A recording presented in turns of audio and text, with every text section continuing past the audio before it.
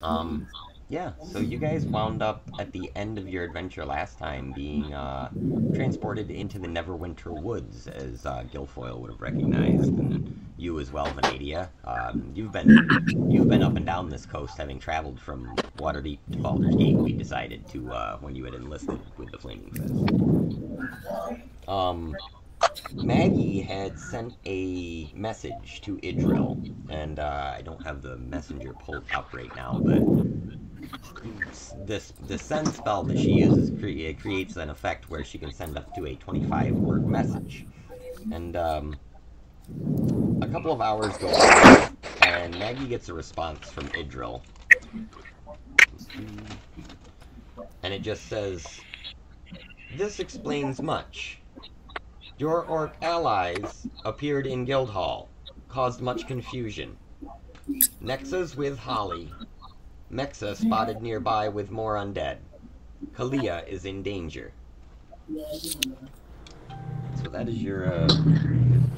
your situation report. Wait, what was the first part that you said? Orcs. The orcs appeared with Yeah, that your orc allies appeared in their guild hall and caused a lot of confusion. Jeez. Oh boy. And so you guys had taken a long rest. So if you guys haven't yet, go ahead and make sure that you're all reset on your character sheets and stuff. And we'll say that by the time that you guys are resting there, it is now probably fairly late. And you're able to sleep through the night. And you hear this comings and goings of the Orc Marines as they're kind of shuffling back and forth. And there's kind of an indeterminate amount of them. They all seem to be coming in from different directions in the woods, as though when you got transported there, you were sort of scattered across this area and maybe even farther. You wake in the morning, and most of the Orc Marines seem to have dispersed throughout the night. There are two groups, or two regiments of troops, and a few officers kind of hanging around the camp. And Ashnak greets you as you're coming out of your mess tent or whatever. And he tells you that he says R&D's been working tirelessly overnight to modify these stones. And we got a little long range communication going. It's a little fuzzy, but it'll do. And we've been getting reports from all over the continent. TOMC is spread out. We're gonna have to take some time, get back together, find ourselves a beachhead. But I need to give you some intel. He says, "We got one squad of reports, and I quote, big purple bugs and little blue monkey things. There seems to be some sort of an invading force building in the hillside, in the deserts near Noladzur and Grimwood. We're also getting similar reports from areas in the Underdark, here in the Sword Coast, and along the Middlelands. Our Orc Marines have engaged in various skirmishes with these beasts, but the order is to stand down and hold your ground and retreat as necessary. As such, I have sent our mechs and vehicle units out to assist these other orcs and collect them and bring them back here that we may rally. Now, I got about 100 orcs scattered throughout this area right now. These are on recon. Here's what they've been able to show so far," and he shows you this map that's here behind me. That side behind me, yeah, it's cool. He says, "Off to your west lies the city of Neverwinter, down this river here." Now, where you guys are positioned, I don't know if you guys can see the hexes super good on there, but Yeah. they're supposed to be 5 miles. You guys are not to scale, but if I make you too small, then I won't be able to see you when I zoom the map out. So, rough estimate as to where you guys are kind of stationed. He has sent most of this force is gone. There's about 50 orcs in the camp right now, and the 50 orcs that remain are all wearing, you notice, a new patch on their armor. Well, two new patches, really, one on each group. The first declares the group to be the Black Orcs of Hestia. These orcs have made themselves devout to following Maggie, and they now regard her as like their revered shaman, or as the Sarge would call it, their what's the word? Chaplain? Yes, their chaplain. Thank you. I think Dave just got kicked. Well, Dave, if you can hear, then pop back on. The other group are labeled as the Wark Warriors of Orun, and they have a similar outlook towards Valk. So you guys now have at your disposal a tactical group of Orc Marines. This is a little different than what we had before. This is like a role-play group of Orc Marines. It means that they can assist you with things. If you need something done, these guys might be able to do it because you can give them the order to do it. And Ashnak kind of would explain this to you as such. He also informs you that they are now on military furlough for religious pilgrimage purposes, and that, as far as they are concerned, you're the one who's there to give them their holy quests. Which means that each of these groups can be directed to take a holy quest on your behalf, with you as their patriarch.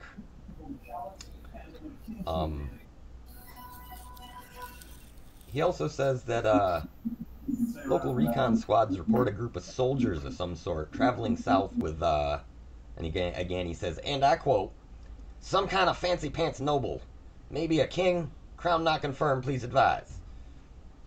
We believe this to be Lord Neverember of Neverwinter himself, traveling with some of his personal guard. He is headed vaguely in this direction on the high road, a little to our south. Nearby is the town of Phandalin. It is known to be a hold for adventurers such as yourselves to find work. Now, being as that our bursary was left behind about halfway across the fucking world, I feel like our pay may yet again be being delayed. Goddamn politicians, this is bullshit, he mutters under his breath, kinda.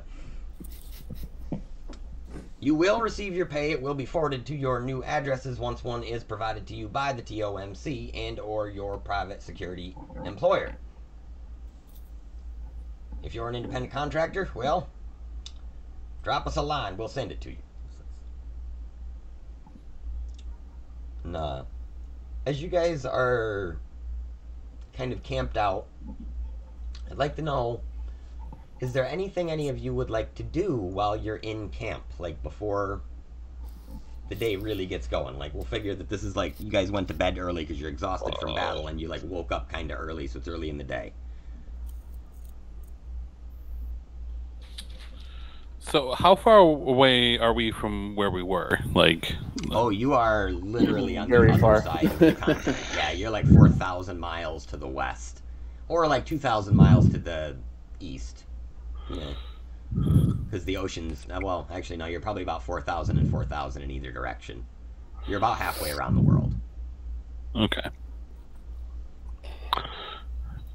Zach, I'm sorry, my phone cut out right after you said Hestia's black troops. All good. Basically, you and Bob both have a group of orcs that are at your command in a roleplay sense, which means if you need a group of orcs to go do something, orc marines specifically, that are pretty capable, you can kind of send them on like missions, sort of like side plots. Cool. You may find some side plots to send them on in short order. And then you said we're around several towns other besides Neverwinter? Yeah, there are quite a few other towns in the area. Scoot out here a little bit. There's Phandalin to your south, on the very edge of the map down here. There's Mount Hontno is a large kind of mountain that sticks up above the forest to your northwest a little bit. And the town of Neverwinter is probably about, we'll say 35 miles away, downriver. But you guys are actually in the middle of the woods, so it's like, you're like deep in the woods. You've seen the river from where you are. That's within a couple of miles, so like while you've been camping, you sort of like explored and would have seen the river. And the orcs have like scouted this out overnight, and Ashnak's explained to you like what his orcs have sort of seen around the area. Cool. So yeah, what would you guys like to accomplish in like the first few hours of your day before you decide to head where you're heading or figure out what you're doing? I'm gonna check over Munley, I guess, make sure he's doing good, and maybe kind of speak with animals and chat with him and stuff. Okay. Munley, as long as you feed him, is like he's happy. You know, he's doesn't seem to really be fazed by the fact that he was just zipped halfway around the world. He's look, squirrel. Like he's still doing his dog thing. Yeah, I want to teach him how to play fetch, basically. Okay. Roll an animal handling check. Okay.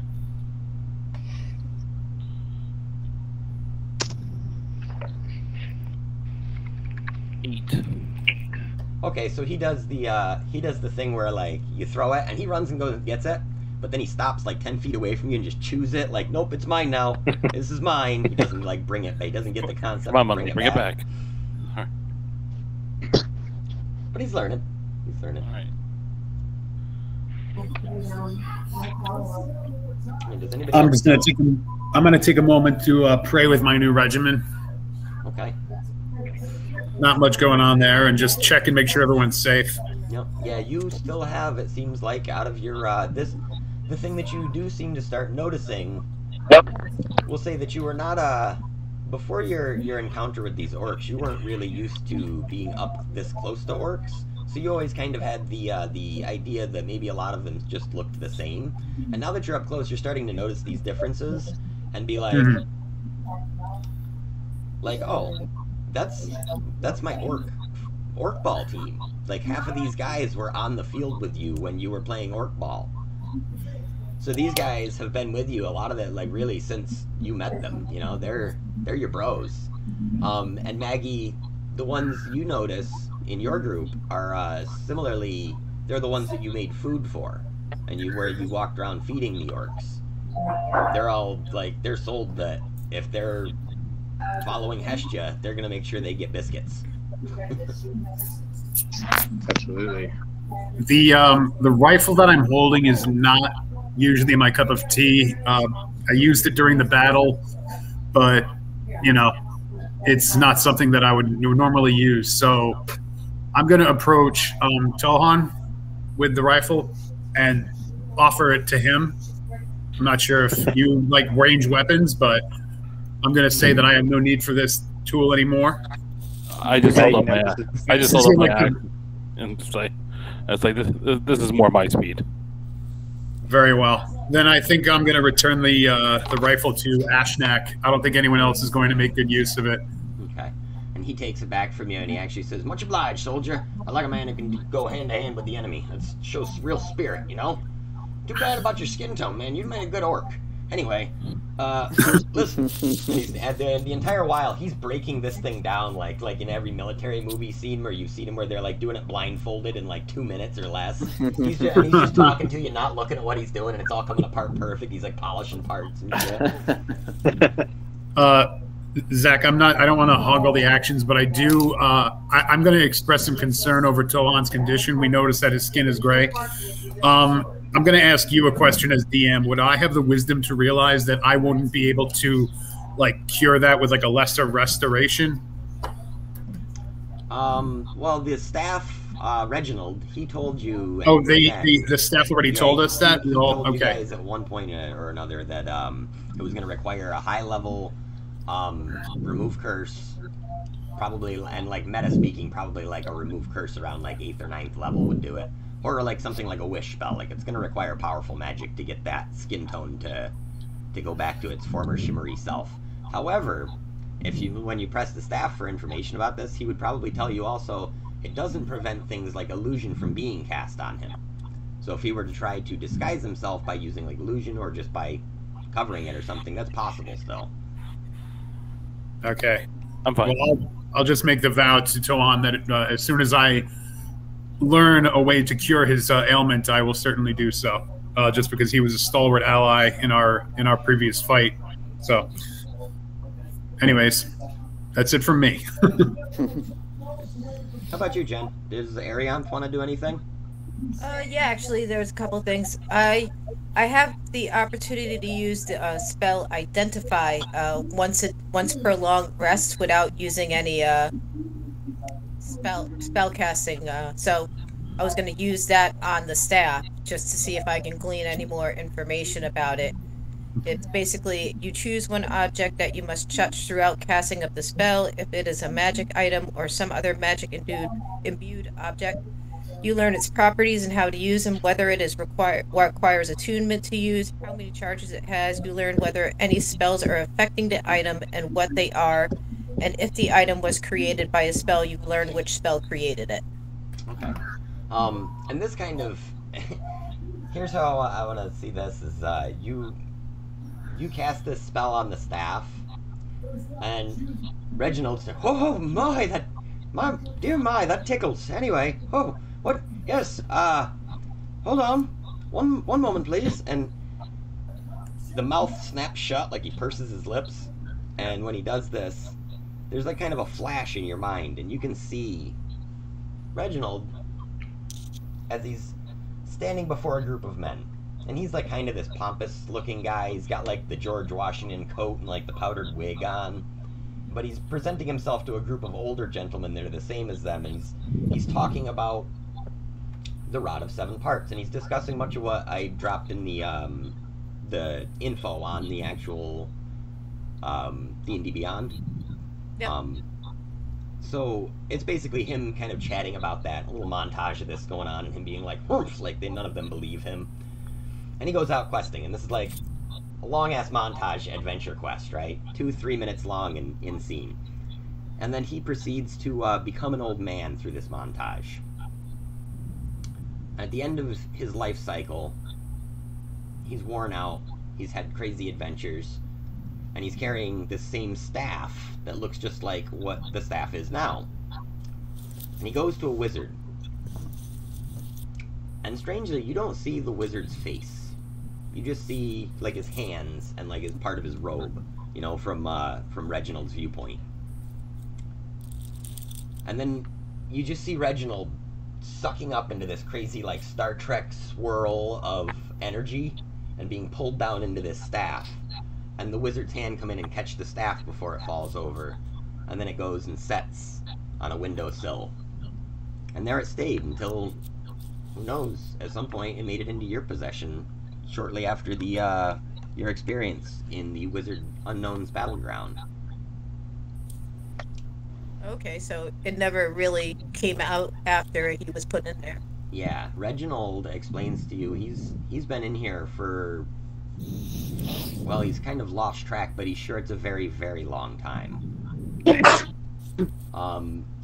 He also explains to you that his duty, what he took upon himself as his quest, was to find and unite the Rod of Seven Parts, to defeat evil throughout the land. He was a very lawful kind of individual. He was very, like, he believes very stoutly in the law of the land and the law of just kind of existence, I suppose. And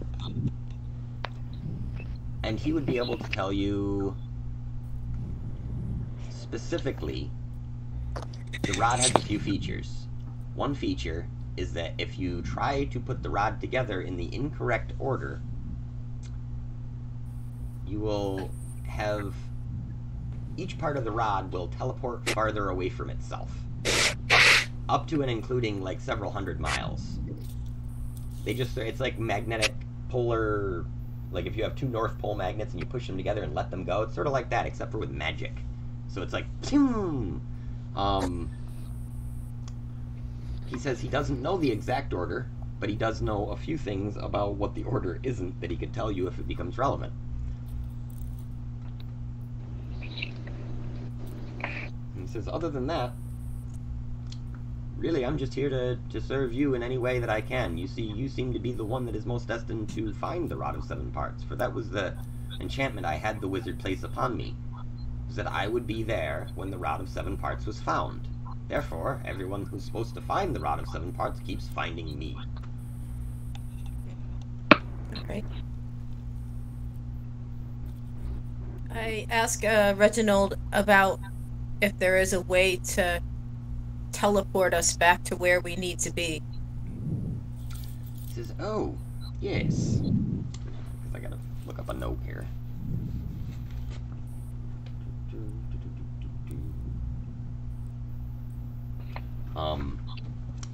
He says, yes, there's, not far from here, there are actually a few ways.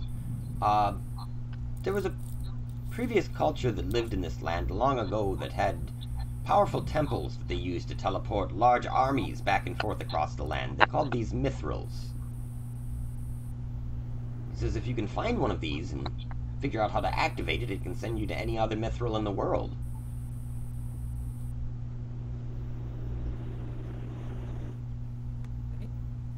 Usually they're placed in some sort of castle or tomb, but it required several very powerful wizards to create them. Would Neverwinter be a good place to start looking for one of these things? I don't know if there's one in Neverwinter as current, because I believe that the last time that Mount Houtno exploded around 500 years ago, I believe it changed the landscape of the surrounding area quite a bit.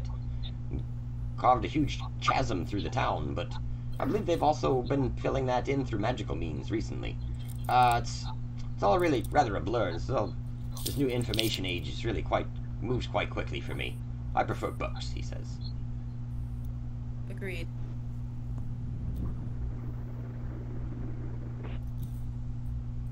Is there anywhere that you know of where we can find the information we need? Oh yes, certainly. Candlekeep Library would have any information you would need about any of these topics. I believe they're under renovations for about another week or so. And where is this library? Oh, not far from here. Pretty close, right?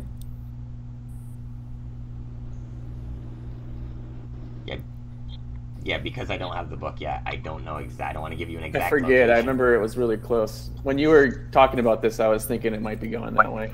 It's south of Baldur's Gate.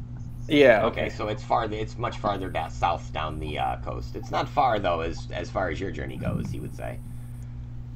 Because you guys are like thousands of miles away. There's lots of rules about getting in there too. It's a big library, and you have to have a book that they don't have to be allowed entry. Huh.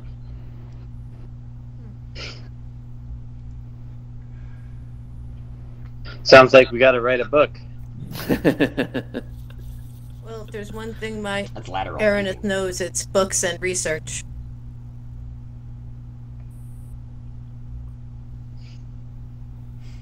How far are we from Waterdeep? Waterdeep is a few hundred miles to the south. Yeah. That's a long ways. Well, I say we start close here. Maybe work our way down the water. Yeah, we'll and take the high road. can kind of fill you in. He says there's two roads that mostly lead in that direction from where you are right now. You can either go down, make your way through the woods to the Tribor Trail, or you can follow the river down to Neverwinter and then hit the high road, essentially. Venadia recommends taking the river to the high road. She says that's the way that they would travel when she went on their hunts.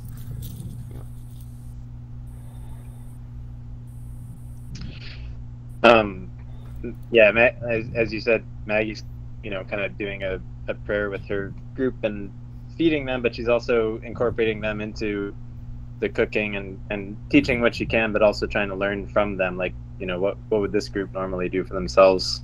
And, trying to kind of culture some leadership and people who will carry out Hestia's mission. She's also trying to find out from the orcs, essentially, like, have they encountered people around here, and what is the reaction? Like, are they in a hostile land, essentially? Like, is this a dangerous place for them to be? Most of the orcs you talk to don't really seem to have a sense of where they are, other than they're in the woods. Like, they don't. When you're like, where are you? They look at you like you're crazy, and they're like, we're in the woods. Like, but the LC of the group, Look at a good name for you. Hang on. I wrote down fun names.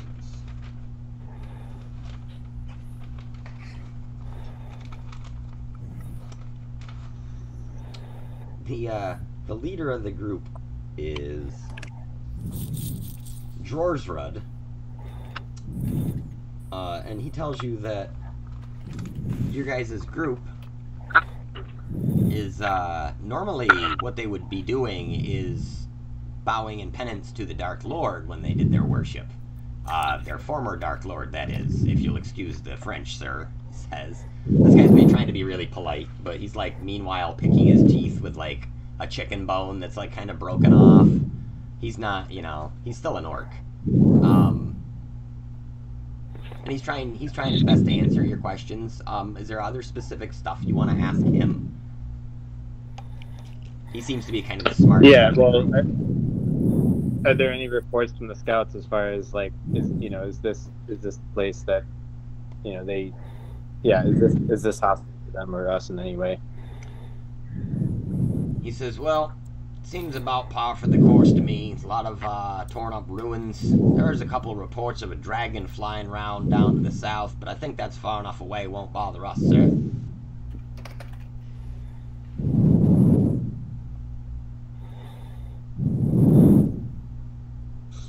All right. Zach, are we nearby Neverwinter River? Yeah, you guys are maybe like a mile off from it or so. Like you guys are Mile? pretty close. Wouldn't take you long to get there. There's like a clear-cut trail for where all these orcs have been coming and going for the last 12 hours or so. Yeah, there was something I was thinking of just dipping out for a minute and doing while they were kind of doing their prayers and stuff. Actually, with your blessing, I'd like to kind of go out on a limb a little bit with some RP. I had it in my head that Venadia, her father being a blacksmith, had taught her how to find the right kind of stones in the river there to sharpen with.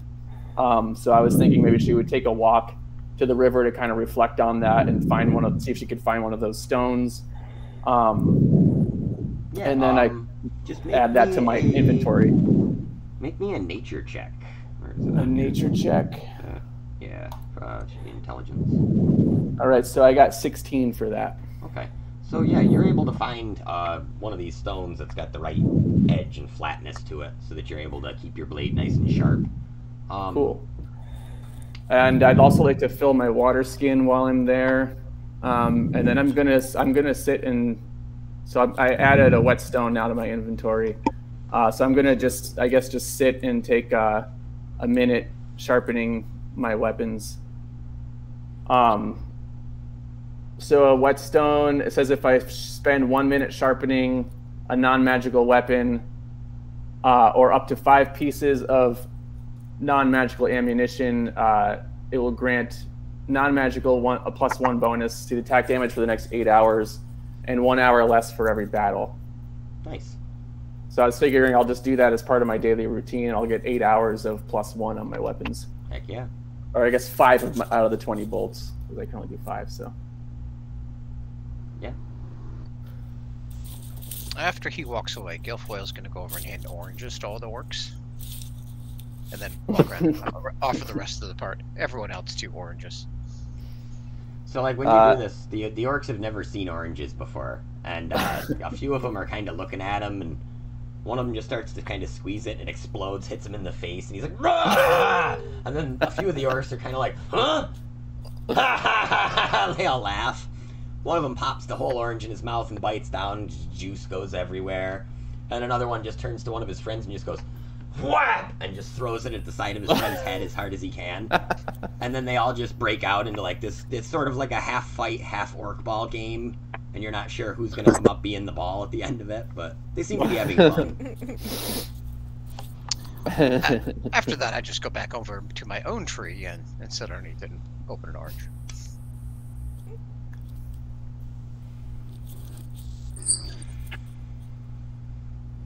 Tohan, you got anything you'd like to do? No, I was just playing with Munley there. I'm ready to go anytime we are, though, to start following that river toward Neverwinter. So is that what you guys want to do? You want to start heading that direction?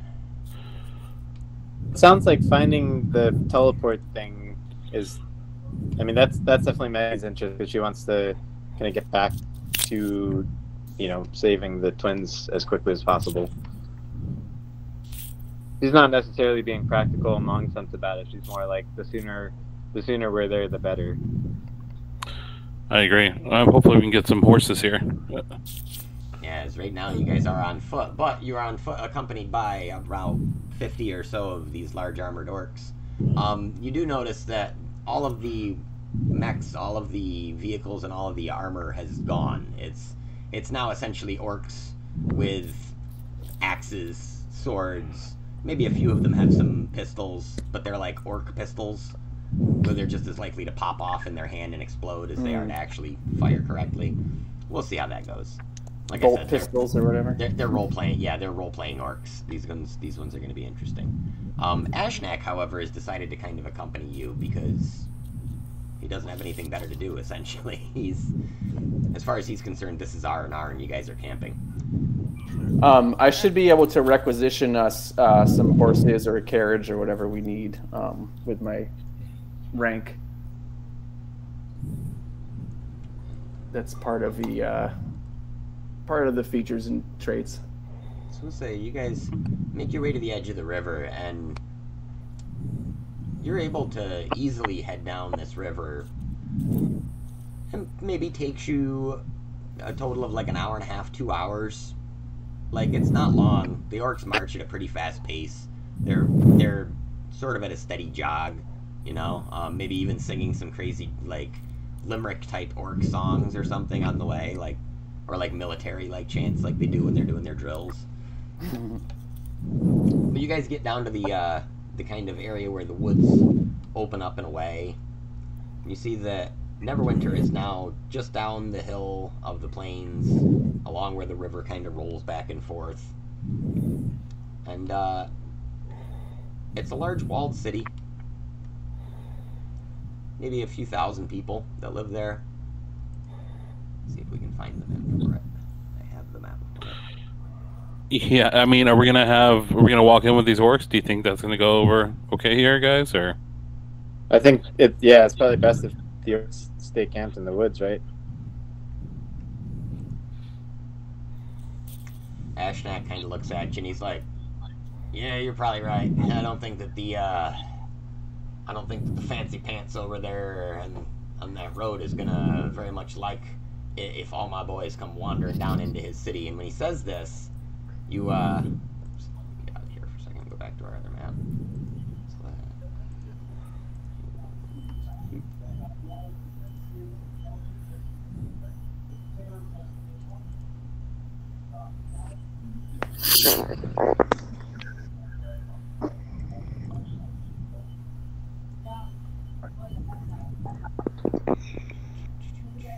my map dropped out on me here.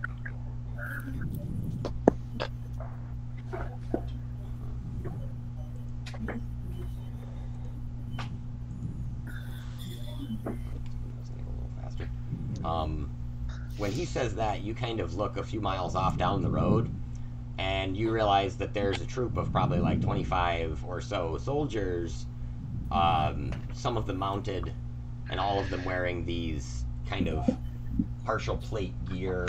They're well armed, they've got lances and swords hanging at their sides, and there's what is clearly a nobleman of some sort that's at the head of them. So let me bring up what this guy looks like. He looks like that. What a noble man. He glances Dude, that guy up looks the hill. noble as fuck. Yeah, he glances up the hill and he kind of holds his hand up in the traditional military salute position, but you're not sure if he's actually saluting or if he's just trying to keep the sun out of his eyes as he's looking over towards where a rather large gathering of orcs is set right at the edge of the woods here, about 5-6 miles from his city. Or would it be 5, 10, 15, 20, 20 miles from his city. I don't know. I don't like that it's 5 miles per square. I'd say it's like 2.5. That seems big, but... Do I recognize this guy? Make a Or history anything check. about him? Does anything stand out about what he's wearing or anything? Yeah, make a history check for me. Okay.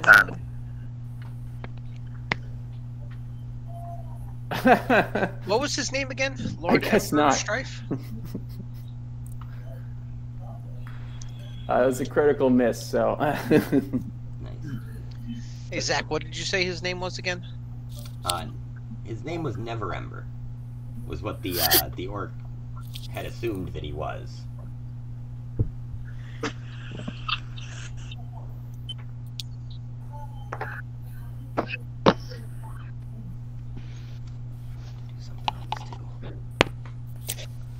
Zach, did you say so? We have the like sending stones, so we can communicate with the orcs when we're not near them. Yes. Yeah, you guys have them, and they're actually now tuned for being up to 100 miles range, he said. Whereas before they were only like a few mile range for they were like walkie-talkies, short bands or whatever. Now they're a little bit more like a ham radio or something. I'll be back in a split second.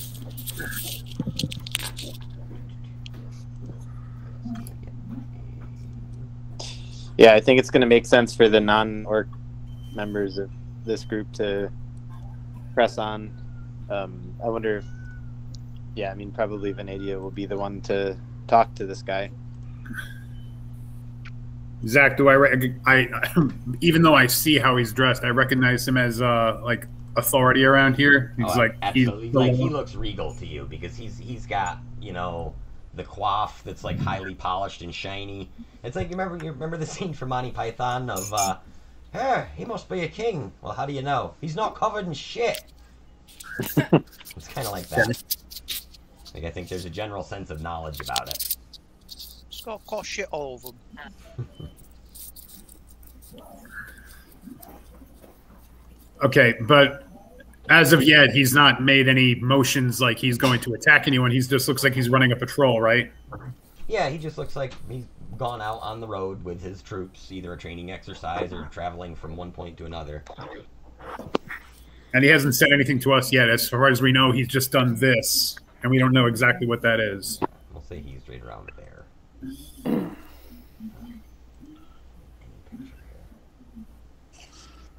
Oh, let's go say hi and tell him there's going to be a whole bunch. He's going to have some new neighbors.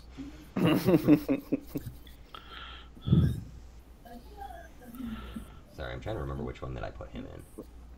I didn't name things very well.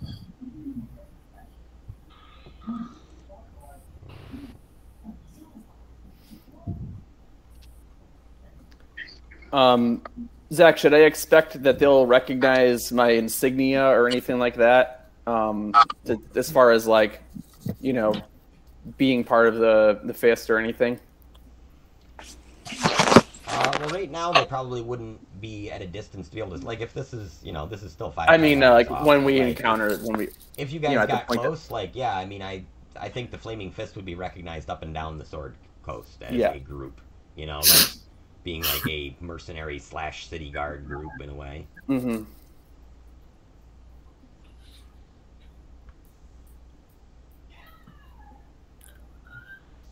So yeah, this guy's moving up the road. He's just moving back towards the city, it seems like, and they're not running. They're just pacing. But he does seem to be kind of keeping an eye in your direction now. Like he's paying attention to what's about to go down. When you guys came out, were you guys leading the orcs, or were you kind of following behind them?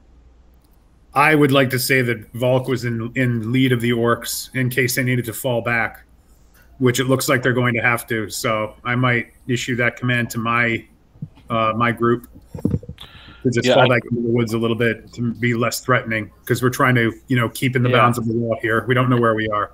I gotcha. Yeah, I don't imagine that they would see a horde of orcs approaching and assume that they were going to be friendly. So, right. Yeah, I would assume You guys kind of. It's too bad we don't have a horse, because I would like ride out ahead and try to like explain the situation or something. But this guy's still moving up towards the city here. He's just taking his time. I think we might as well continue. I mean, just on foot, and you know, just have the orcs make camp where they are. Yeah, maybe when we get as far as Neverwinter and we kind of like give them a heads up, then maybe we can kind of call to them with the Sending Stone and have them move up.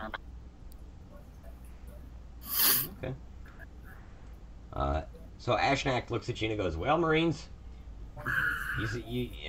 sorry, private security contractors as well. I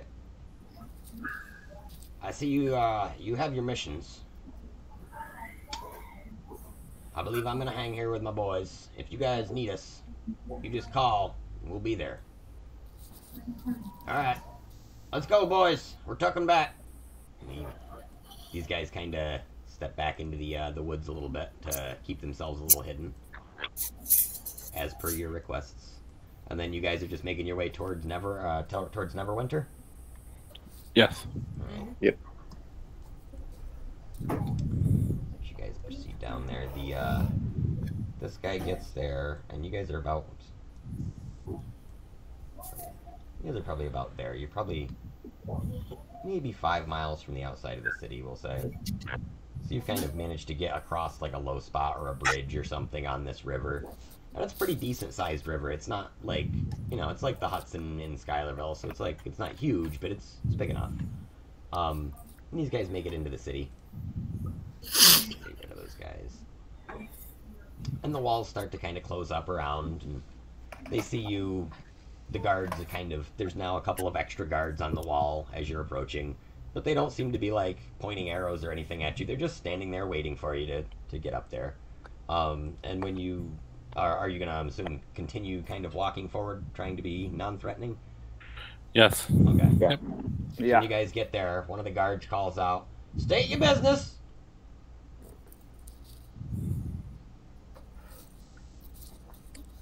I think Veneti is probably the best reference. Yeah, and then so I wave and salute and state my name and my rank with the Flaming Fists, and I mention that our party is just passing through on our way to Waterdeep. We plan to take the high road. He says, What's a lower city guard doing all the way up here in Neverwinter?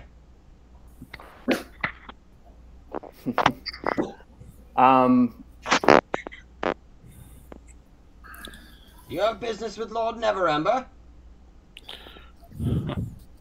Is he the authority around here?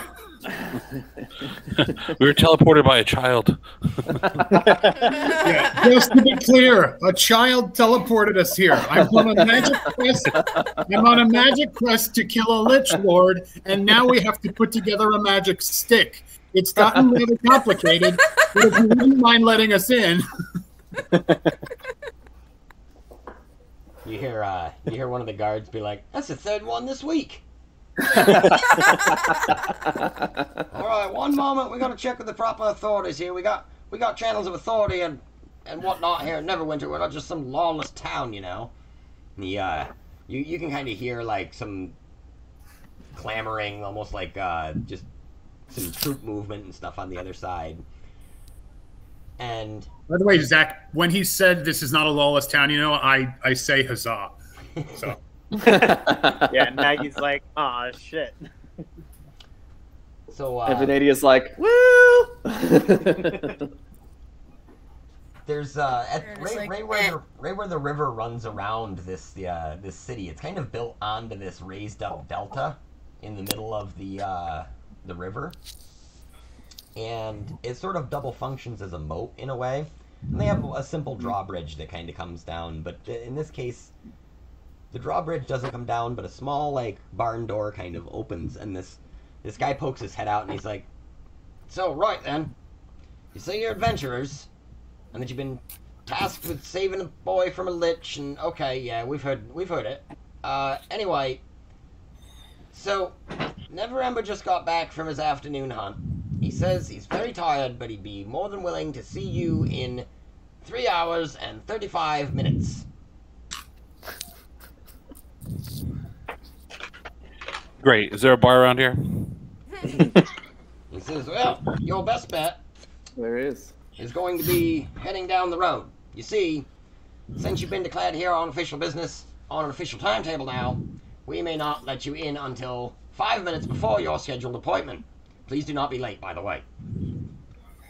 He says, if you're looking for something to drink, there's a few towns not more than a half day's ride from here. Or perhaps you could find something over at the loggers camp back the way you came. I don't know how you guys missed it. You went right by it.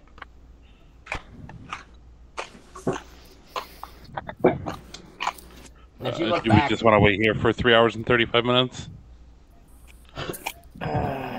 if you look back to where you came from, about a 2-hour hike off in this direction uphill, 2.5 hours, maybe only took you an hour to get there. It would be 2 to get back going uphill. There's actually tucked into the trees, a few miles away from where you left the orcs, a small like kind of tavern that would just say like Roadhouse or something on the top of it. It'd be Sorry, Roadhouse? yeah. Yeah, let's roadhouse it. Can we is I'm there down with a roadhousing it. dolphin there? Well, I don't think we can make it there and then back in time for our meeting if it's in 3 hours. Yeah, it'd probably take you 2 hours to get back there. But there is a tavern there. Great. Famous Neverwinter Hospitality. Great. Yeah. This is not our fault. Tourists never turn around and look behind them when they're coming this way. You know what they say? Location, location, location. I don't... Venadia turns to the rest of the party and shrugs and says, "They're always like this." So we're not allowed in the town for 3 hours? No, and I don't think that there's any way really across the river unless we go into town. So I don't really see that we. We'll say that you guys could have crossed right around this this curvy part right here. There's probably a bridge right where my little finger's pointing there. Oh wait, I can do this. I say let's do that. I don't really think we need to wait for this Never Ember dude. Just go. I don't know. That's my vote. Yeah. Yeah, so by now it's probably about 10 in the morning too, just as a time frame reference or whatever. Well, we want the orcs to continue with us. It seems like that's ideal, right? Yeah, I mean, I do want them to continue. I think that, well, I don't want there to be a problem if the orcs get too close to the city, but because what I'm thinking, like, we could even just talk to the guards and basically let them know there's a group of orcs who are our allies that are opposed to this lich. They're a good group of orcs, and we want them to travel with us, and we'll ask them to maybe if they hear like horde of orcs, that maybe they'll move our appointment up a little bit or something. All right, so how do you guys want to play this? Would you prefer to try to persuade the guard that it's a good idea to let you in because you have a horde of orcs behind you, or who's got the highest persuasion bonus?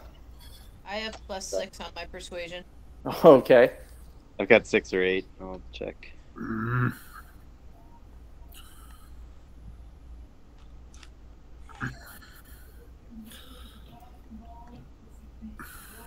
At this point, looking back at this tavern, you see that the orcs have actually made their way to the tavern, it seems like. Nice. And standing outside of it, there's like one that's like peeing in a bush, like drinking out of his flagon all at the same time.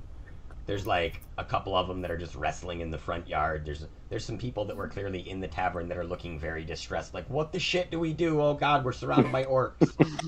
But they're not hurting us, they're just being orcs. I suggest that perhaps we try to persuade them that our quest is urgent. Is urgent, and that we just need to hurry and get the okay for our orc friends to travel with us to where we're going. Nice. Yeah, I see this as you being like big deep sigh, like, let me fucking explain this to you, dude. Like, you just drop a knowledge bomb on him, and he kind of looks at you. So go ahead and roll your persuasion roll and see how you did. Maggie's got +8, and I can give anyone guidance. So should I roll for Maggie? If you have +8, then you do it and then use your guidance on you. Yeah, and that works even better because that's totally Maggie's. Yeah. That's totally a Maggie thing to do. Be like, ugh. Right. But Maggie, what about his nap? What about what? So what about the Lord's nap here? Oh yeah. Well, The we're nap- trying to well, persuade him. Yeah. How much do we need to talk to? I mean, I rolled 23 on persuasion. I mean, we're basically what we're trying to say is like we want Yeah, passage like and, this is an emergency, engage. dude. Like, come on, we got shit Right. to do. Yeah. All right, so Yeah, we the don't guy really kinda even looks need to at you enter and the he's- town. We just he looks at you like he's being Karen'd to death. He's like, ugh. Rolls his eyes, like, leans his head back, like, oh, yeah. Okay. go get the manager. All right. So he heads off to the castle. The door gets closed behind him so that there's no spot, and you're standing like 10 feet away or whatever on like half of a drawbridge that's sticking out. And after maybe like 20 minutes, he comes back. He says, "Stand clear!" And the drawbridge starts going and slowly lowering down. And it takes like a full 5 minutes for this drawbridge to go down. And it's like torture because you guys are like, "Oh, come on, like, let's go." And the drawbridge finally gets down, and you guys can cross over into the town of Neverwinter. All right, so once you're in the town, you're led to a fairly modest house for something that is proclaimed to be a noble's house. It doesn't look like a big castle or anything. It's like a large stone manor, but it's no bigger than some of the houses that we would see, like, even today. Just nicely made. And you're asked to wait in kind of a foyer, and there's this butler there, and he's got his little tray of, like, snacks or whatever, like hors d'oeuvres. And you are probably subjected to wait for about a half an hour. So it's still close to around this 3-hour mark. It's like a little less, but he still clearly took his nap. When you're greeted by... Guilfoyle starts looking for trinkets. Okay. Yes, you Do I detect that there's a lot of bureaucracy in this town? Because if I do, I'd like to crack a smile. Yeah, I was gonna say. If there's still time to kill, Aranith asks the staff Reginald if there's any information she can find here about the 7 pizzas. He says, "Oh yes, Neverwinter is filled with history. And, well, it's a very long history, as you might imagine." And he starts going into the history of Neverwinter, which is essentially just like a recap of like the lore vid that I dropped for you guys. So it's stuff that you already kind of have figured out. But at the same time, it's like this old guy like telling you the same thing, like Grandpa's crazy stories. While that's happening, a voice greets you from the stairs, and it is Lord Neverember. Click back on his little picture here. Coop. He comes down and he says, "Oh, my dear, yes, sorry for making you wait like that, gents, and, oh, ladies. What is it that I can do for you? I've told that you've been sent here on a quest against a Lich Lord, and of course, Neverember and the Neverwinter Alliance would never turn down the opportunity to help such good warriors as yourselves."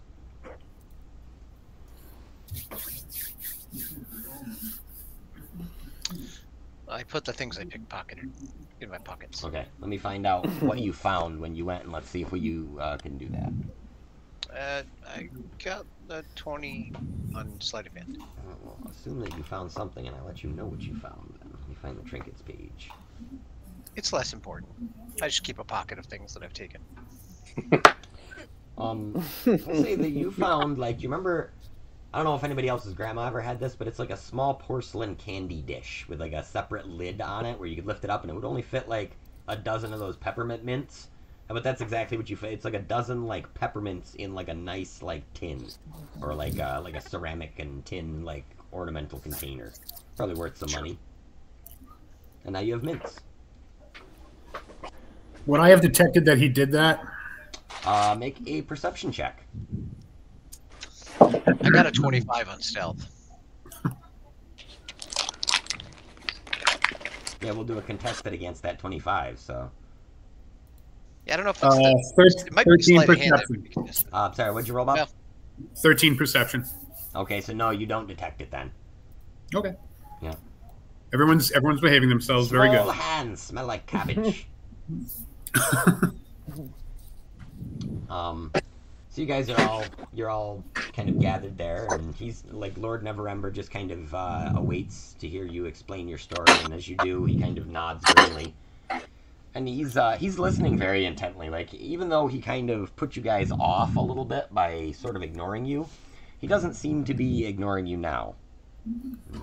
Set his notes down. There we go.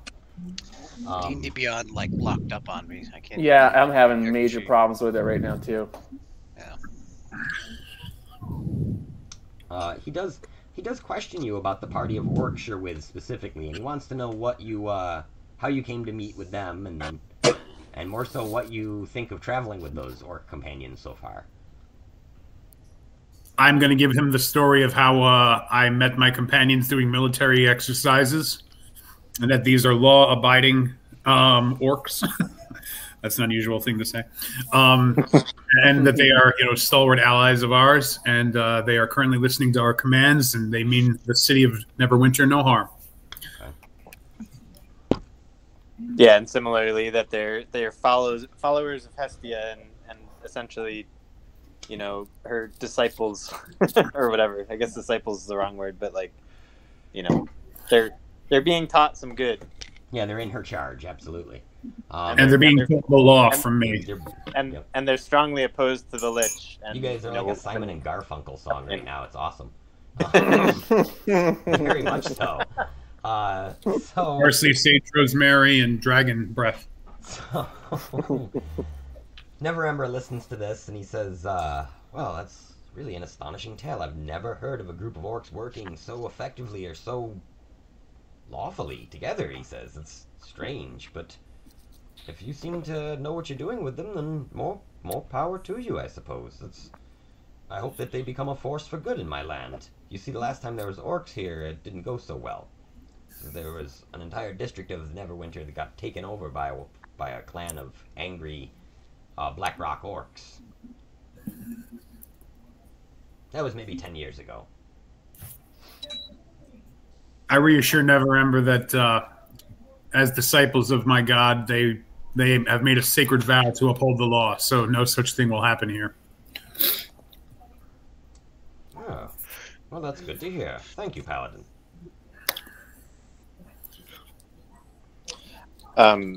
So basically what we're doing in this town is just trying to get passage to a town further south, right? Okay. So as you ask him about that, he says, oh, well, yes, a few of my ships are out of port at the moment, but I do have one that's supposed to be on its way back today or tomorrow. He says there's been quite a lot to keep track of lately in this town. There's been the reports of a dragon attack down south towards Phandelver. There's been, well, Omen Drawn's new team moving in here in Neverwinter hasn't ceased to create any source of problems for me. And on top of all this, I'm getting contacts from the King of Gauntlgrim telling me that he needs my assistance with something, but he won't tell me what. He needs to see me in person. As if I don't have enough to do around here.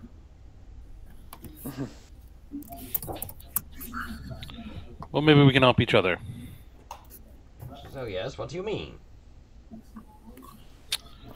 It's like, perhaps you can give us your ship and we can help investigate the talks of the dragon toward Phandalin. It's on our way. Oh, you're headed to the south. Where are you headed off to, he says. Well, I think we're trying to find a teleportation rune to get us back to our side of the world. And where is that again, he says. You know where Grimwood is? So, the Far East. My, you are a long way from home.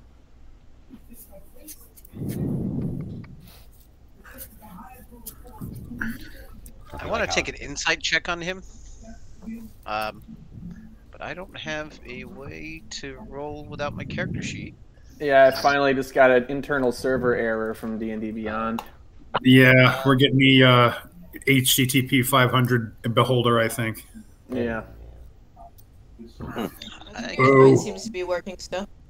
Weird. Yeah, same. I don't know. Maybe. Yeah, I can't I can't get onto anything except for the error reporting part of the site. Weird. I wonder why that is. I'm still on there. I don't haven't know. touched it in a while, so. That was the thing. It seemed like it was fine, and then I went to a different page, and it's definitely not working. I'm going through different pages right now on mine, so I know mine's working okay, at least as far as that's concerned.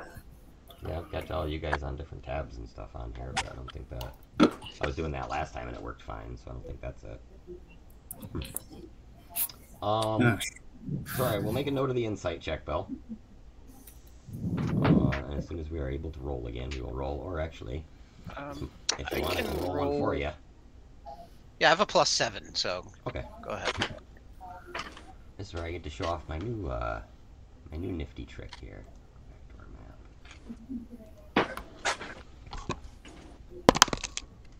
So +7, so an 18. Nice. I built myself a dice cam. Yeah. It's the same as the old camera that I have, just with a piece of coat hanger at it.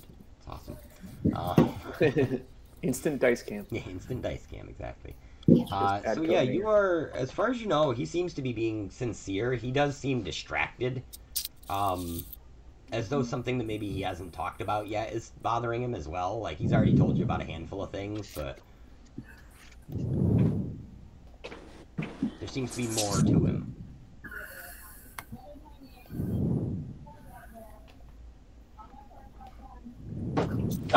Is there anything he can tell us about the dragon? I'm just curious if there's any similarity to the dragon that the orcs described. He says, the locals have described it as a large flying white beast. It appears a few 100 feet overhead, too far for an arrow to pierce. But it's silent, and it swoops down. It steals their sheep, their cattle. There's even one report of an older farmer dying from being mauled to death and before the creature was chased off by his son.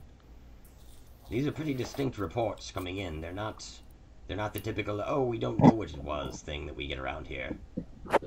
They seem to all be confirming that it's a white dragon. I asked Reginald if he knows anything about it. One moment, let me check my dragon registry. Reginald, you literally hear like bloop bloop bloop bloop coming out of the staff. And a couple of seconds later it comes up with, there's 17 white dragons registered as being here present on the Sword Coast at the moment, although the closest one appears to go by the handle Cryovane. Oh, Jesus, what an edgelord, he says.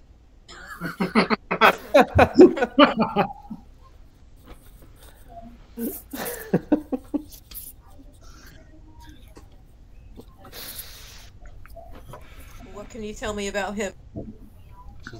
Says here, age, he's youngin', only 300 years. Typical white dragon prowesses, likes to kill things, kind of a dick. Yes, it just seems pretty typical white dragon to me. Strengths, weaknesses? Is he wearing a fedora? Here, he says, one moment, let me pull up a picture.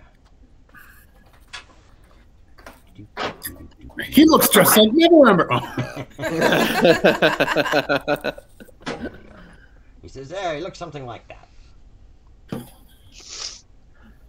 Usual sort of resistances and weaknesses apply. You know, the sort of things that dragons do. This one particularly uses a nasty ice breath weapon.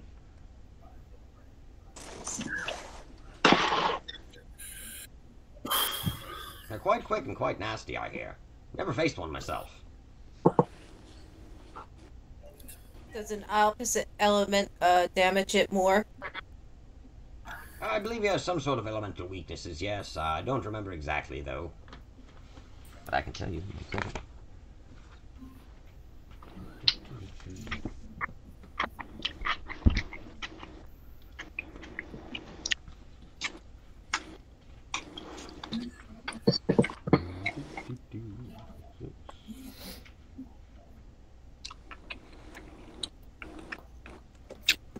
So, we're offering to like investigate this dragon in exchange for faster passage to the south. Was that right? I mean, what if we just went south? Well, at this point, we're just giving him more information about the dragon. We haven't committed to anything. Yeah. Yeah. I said look into the dragon, not kill a dragon. Yeah. Reginald responds to Arianth as well with the, there is no known reports of a dragon being extra damaged by elemental sources of damage. However, that is not to say that it doesn't, in some cases, apply. Fair enough. Is there any way to discourage a dragon from being in a specific area? Well, I hear Like stabbing them works Like fairly lemon well. oil. Need some dragon repellent. Some drag away spray. What did you say, Reginald? He said that he said stabbing it works fairly well, he hears. At least stabbing it enough times.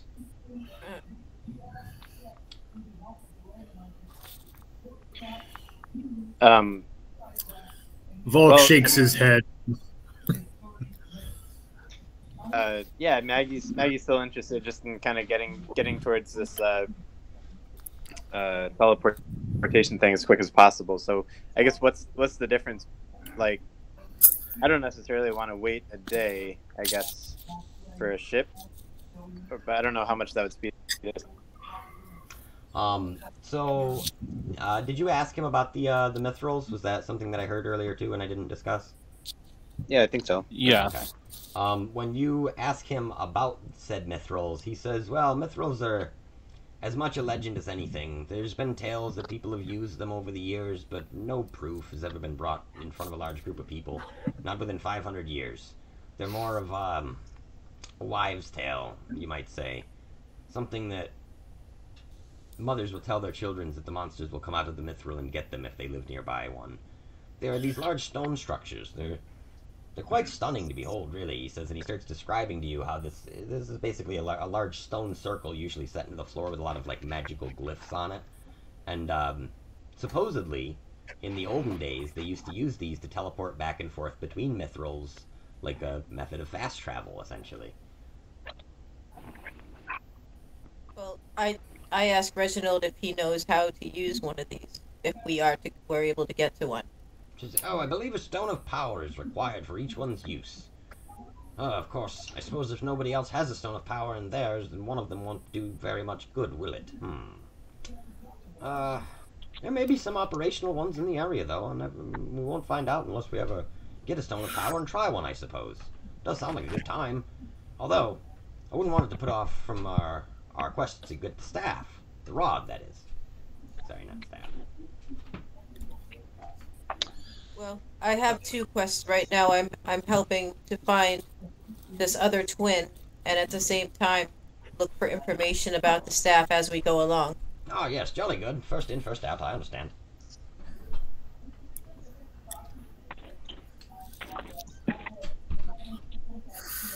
Well, maybe it's worth asking about the stone power, I guess. You're asking Neverember about the Stones of Power? He says the only ones that I know of, well, they're in Waterdeep. They're deep in the dungeon of the Mad Mage, beneath the yawning portal. So speaking of which, if there's something that your lot wants to help me with, that might be the most helpful. I need someone to go and check on my son in Waterdeep. It's been quite an age since I've gotten a letter from him, and I begin to fear for his safety. He's usually, we're not in the highest of communications. He doesn't really care for my presence that much, but if you could perhaps, if you're headed that direction, if you're free to wait here in Neverwinter for the night, and by tomorrow, sometime midday, the ship will be here. I could provide you passage down there if you just let me know. Let me know he's safe. How much time would it save us to...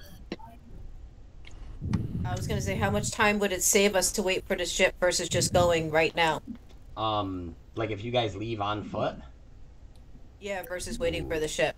The ship will get you there in probably the course of about like a daylight. Like if you leave midday, you'll be there by dusk. Whereas if you guys walk, it's probably going to be like a 2-day walk. Yeah, I think let's take the ship.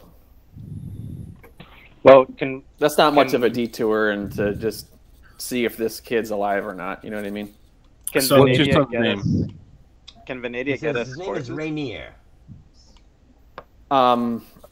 That's what I was trying to look into about. I wanted to look back at the explanation of that rule as far as the suggestion that my military rank should allow me to requisition things like horses, but I wanted to look more deeply. And it looks like D&D Beyond's kind of crawling back online now. So just trying to for the time look being, into I would that. say that you would be respected as a faction of almost like a foreign dignitary or a foreign soldier in a foreign land.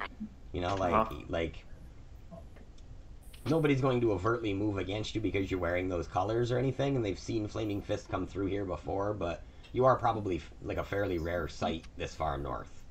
Mm-hmm. Mostly they operate to the south around the Baldur's Gate area. And there's like 30 of us with the orcs. Hey Zach, Right. does But if we get to Waterdeep, then I can certainly we should be able to pull us some favors there. Yeah, because in so Waterdeep, I think that's where your regiment was stationed. They were stationed there as Right. an additional force, like that was on. so. the My line. feeling is not only should we save time by taking this ship, and it's a kind of a small errand that he's asking. So we'd save a lot of time, and from there on, we could probably have horse or carriage or whatever we needed. So Yeah. Well, if we're gonna have to It go also- into these dungeons to get these power stones, that's Right, where we have to go exactly. anyway. Yeah, Cool. Let's do it. seems like DM wrote the way forward for us. Maggie's Can we get more information about Rainier, like where he's staying and stuff like that too? Yeah, he says the last time that he knew, he was actually staying in one of the rooms above the Yawning Portal Tavern. A man named Durnan had been keeping watch over him and kind of letting Neverember know how he was doing, but even Durnan's letters have stopped now. And is Durnan Now, the tavern owner, Yeah, he's the or proprietor Yeah. of the Yawning Portal. I was just No, about it's to the ask. librarian. Sorry, go ahead. I was just gonna quickly ask if the library is in Waterdeep that you were referring to earlier. Candlekeep is not, but No. Waterdeep does have a large archive of libraries and private collections as well. There, like Waterdeep is like sort of like LA. It's just this huge sprawling city with like some high rises, but a lot of just crazy buildings all throughout it. I It's asked like a- Reginald if there's any information there that we could use. He says, "Oh, most certainly. I know they'd have more information about the Mithrils there, and I believe that they'd probably have more information about the prophecy, the one regarding you." All right, works for me. Sorry, go ahead. I didn't mean to interrupt anybody. No, it's okay. I took a look in Lord Neverember's pockets. Does he have anything interesting on him? 17 sleight of hand. I sent it to you as a Facebook message Oh, I didn't see it. because I was trying not to cut off others who Do are I actually detect- doing story stuff. And you do I really detect want any to play that new Durnan? character, don't you, Bill? Go ahead and do your perception, Bob, while I figure out what Neverember's is. 15 perception.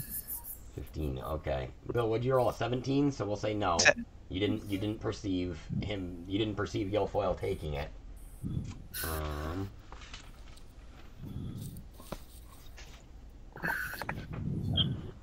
He's got his stats in here someplace. Just looking for anything out of the ordinary. Well, there might be. Let's see how perceptive he is, because I think he's actually pretty perceptive. Yeah, it wasn't my best roll.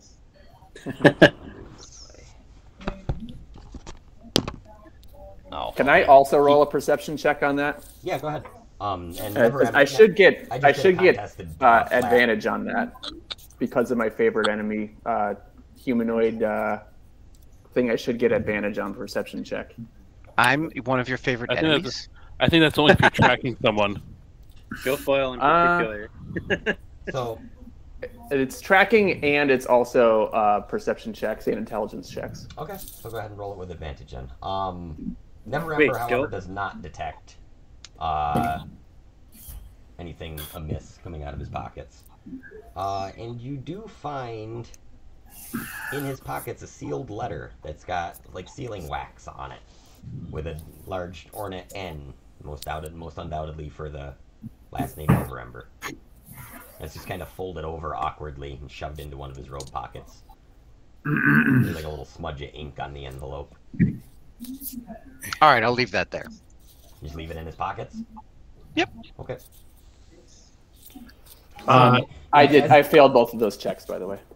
Okay, so like literally as you guys are watching all of what's going on in the room, you're like being super observant. Gil just kind of saunters over behind Neverember, pulls this thing out, like holds it up to the light like he's trying to see what's in it. Just stands behind it, keeps shifting. It's like the moon going around the earth. He's just perpetually just standing behind him at an angle where no one else can see him. And then he just Is he noshing on an orange while he's doing this too? Yeah, he's like got Barfing orange an peel. orange. Neverember Noisily goes, just smashing an orange in his face. yeah, Neverember actually goes, I We're smell all just oranges. Does any of you have citrus fruit? Is that a thing? I should have planted one orange on him. That would have been better. Yes.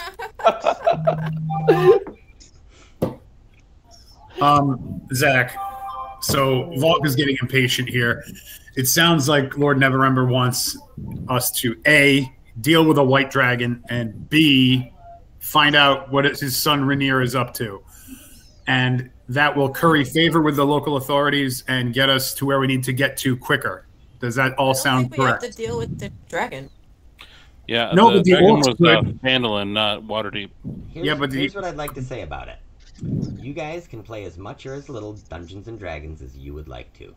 I have built a sandbox for you, as much as I could, with all the information at my fingertips, to provide you with a world to explore and do what you wish. So I will not direct you on what you wish to do next, but I will definitely pretty much let you do it. Fair enough. I'm curious about if we handle this white dragon, but it doesn't have to be us. We, as the party, could check on the sun, and the orcs can just run patrols in the fields with Neverember's permission to try to get this dragon. I like that. No? Well, why do we need to fuck with the dragon at all? I mean, it sounds like he wanted us to do him a favor in exchange for the favor of the ship, and now we got the favor. Maggie's strongly in favor of just like, staying on their mission and not necessarily like taking risks or extra time to do other things. But as far as like going after the sun, that gets us other things that we need to be doing anyway. Whereas the dragon's totally separate.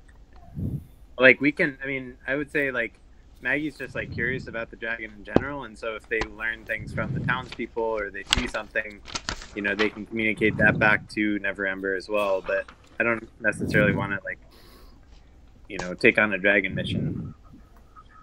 Okay, so as Maggie begins discussing this, and I swear to God this is amazing, I actually rolled for this. You guys feel the chill come into the air rapidly. Like it goes from being a nice summer day and being like 80 degrees out to dropping to 30, 35 degrees in a matter of seconds. And there's a quick shadow just that blips on by over the top of you faster than what would seem humanly possible. And as you look up, maybe 600-700 feet up in the air, you just see this kind of white bat-like form zip overhead and let out a horrible just shriek across the sky. And the people in Neverwinter all begin to kind of panic, and they begin to run inside. And you see as this beast kind of descends down on one of the nearby farms, and it plucks a cow, lands about 15 feet away, and begins just rapidly devouring this thing. After making sure that its quarry kind of was not going to kick around too much, it then sort of looks back towards the farm, lets out another nasty yowl, and a spray of just ice breath comes out in this huge kind of cone/line, we'll say, across the front of the farm, freezing the building. And the white dragon stalks off into the sky, carrying its prey with it. And it is flying.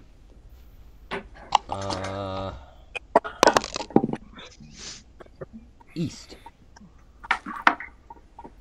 East towards our guys. It is Towards the flying, orc. it is flying directly east, yes. So it's flying sort of towards the orcs.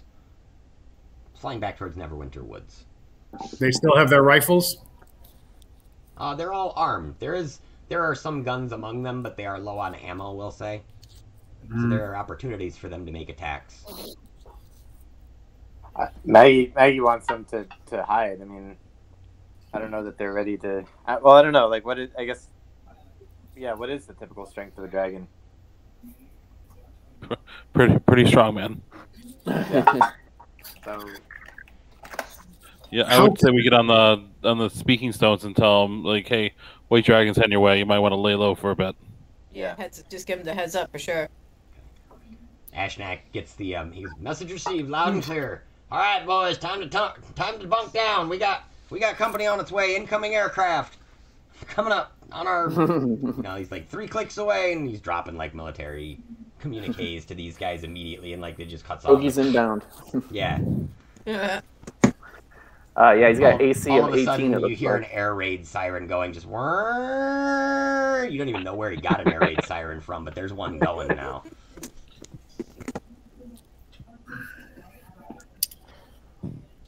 How unpleasant was that cold for Volk? It's passed, so it's only like it's a brief cold, but it's pretty nasty. I mean, like, are you saying like in regards to doing damage or something? It doesn't do any actual damage, but it's no, just how like How grumpy are you?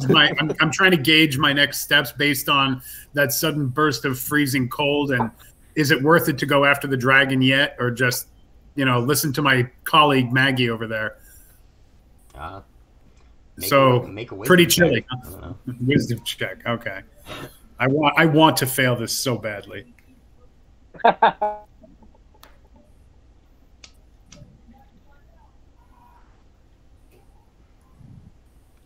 Can Maggie give Ann? I rolled a 6. Subtract the D4. Okay, so to you, I would say it doesn't matter whether or not it's a good idea. You know that this dragon is evil based on the fact that it's stealing things from these farmers. So you can do with that information what you will, but you can almost be assured this is an evil creature. And it clearly cares not for the laws of man. Oh, well, come on now. You give me a little choice. So I'll tell my orc regiment to lay low, but if they have the opportunity, pursue and destroy with extreme prejudice. Okay. Yeah, and as you guys kind of watch this dragon go out towards the woods, it actually cruises past Neverwinter Woods. Scan here. Okay. And yeah, it disappears over the horizon. It looks as though it's gone at least far enough away that you can't see it anymore. To the east, past the woods. And Neverember says, "Well, that was a close one. Could have been much worse. We've seen bad things in times, but never around here has there been dragons as that. It's bold." And so then settled then. You'll wait the night here in Neverwinter and take the ship in the morning to Waterdeep?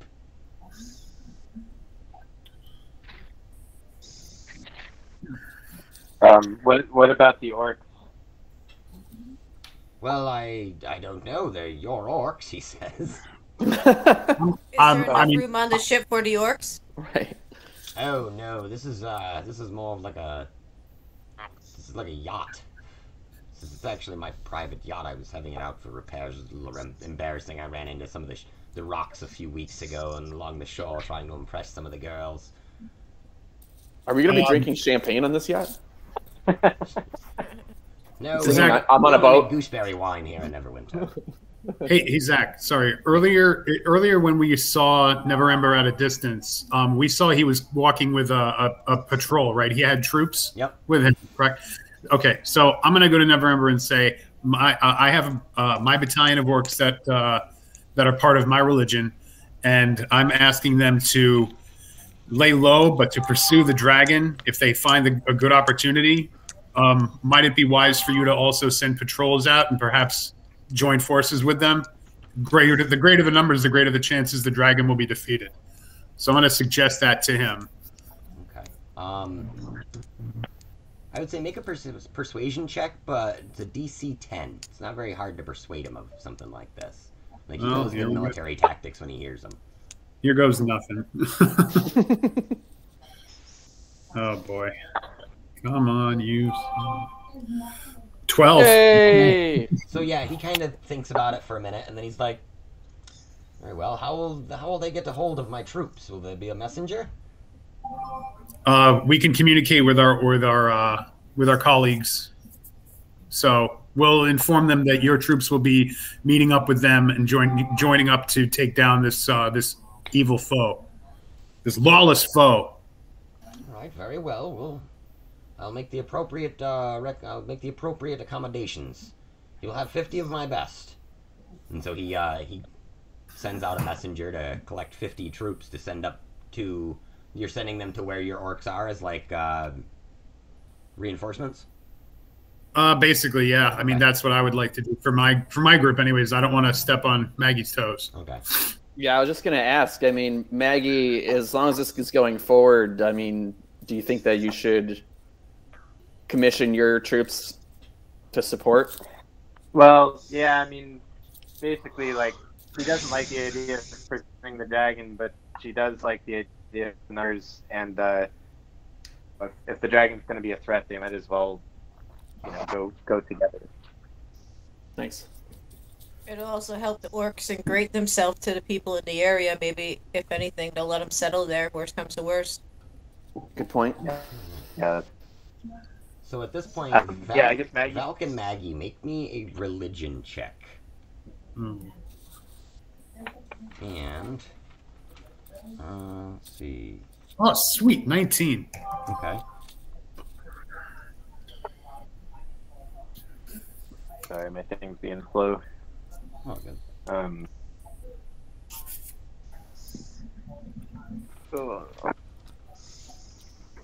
good. Is D&D Beyond, is that back? Oh, okay, never mind. Yeah, it's been working for me. It's a little slower than usual, but it's up and running.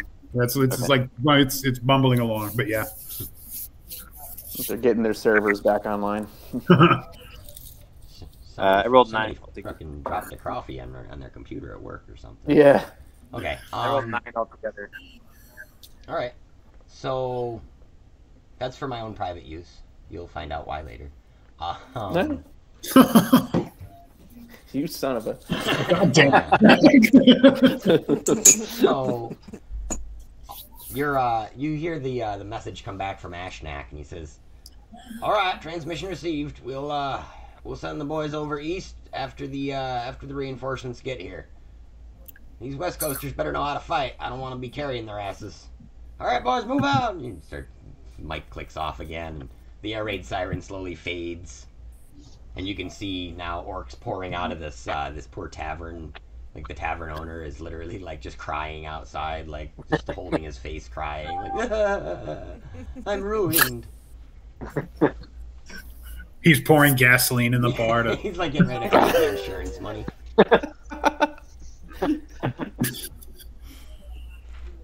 He's secretly ecstatic because he has an insurance policy on the place, and he's, like, stoked to finally get rid of this place with no visibility at all. Then at Family Guys to a month later, and he opens up the letter all excited, thinking it's a check, and it just says, orcs not covered under our policy.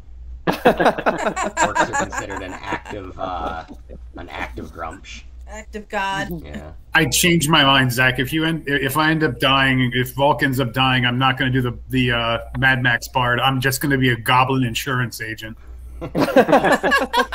Nice. I have another game where a guy's playing a goblin tax collector. That's amazing. Nice. That's amazing.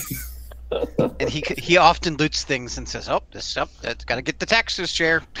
That's awesome.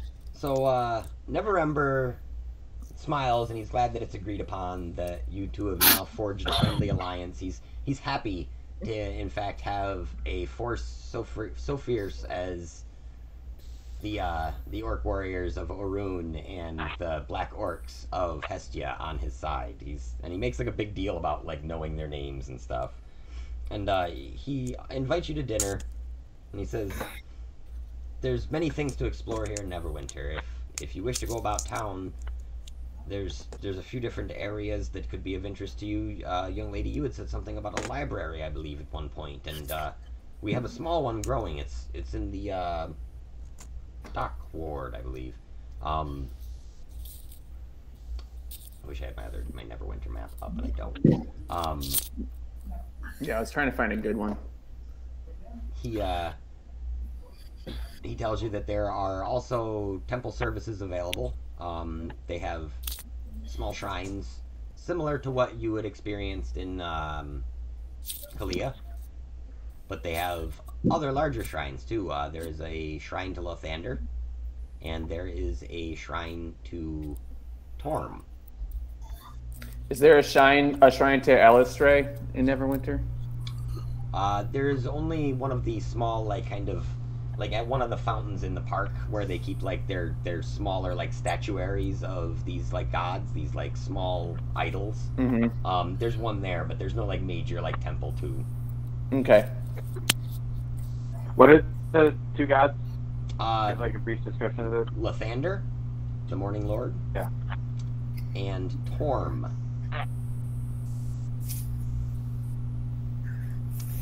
Before you leave the palace for the afternoon, on your way to go prepare yourself for dinner, and he kind of looks at you and he's like, "Oh, I'm sure you can find something nice to wear. Please have them build the palace for it."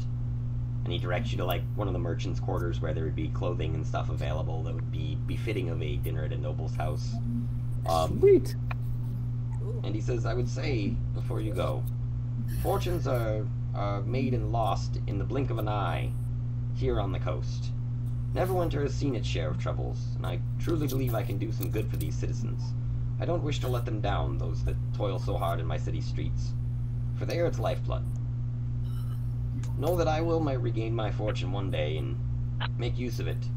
Perhaps even send my troops to the east with you to battle this Lich King I hear you wish to face." This guy's pretty cool. Yeah, he's like traditional good guy lord. You know what I mean? It's the vibe he's giving off. Like, kind of, he's an aristocrat, but he seems like maybe he's an aristocrat because he's done a decent job of like being a city official. Mm-hmm. I nod my respect to him and thank him for his information. Okay. Zach, is it the House of Knowledge that you were talking about? Library? Probably. Because on the map here, there's a House of Knowledge in the city core. That was me assuming that Neverwinter has a library. But yeah. Yeah, okay. We'll go with it.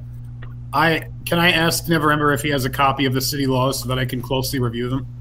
He does. He says, we share much of the same laws as Waterdeep, although we're not quite as strict. And I as soon as he says we're not quite as strict, I sigh disappointedly. He says, it's the small things. We don't run trade guilds here. Most of their laws have to do with trade guilds. He says, you see, it's perhaps not outright illegal, but it's very frowned upon to forego the uses of a trade guild due to, well, previous endeavors of said trade guilds in Waterdeep. We don't employ them simply because they haven't formed here yet. After the destruction in our city 10 years ago, we're rebuilding. He says there's an entire section of the city that's literally being homesteaded again. If you wish to come back here after your work is done and build a house, please be my guest. There's free stones available for the picking out of the rubble of the old city. And then he kind of like points out a window. Perhaps, I say perhaps you will allow the orcs to do so if they can't find their way home. I'm trying to find the table of laws here for you, Bob.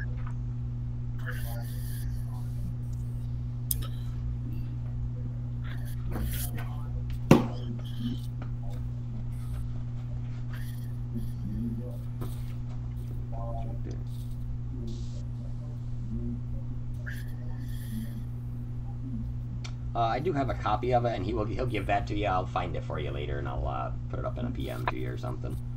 Thank you. I don't want to waste everyone's time with bureaucracy, even though I secretly want to waste everyone's time with bureaucracy.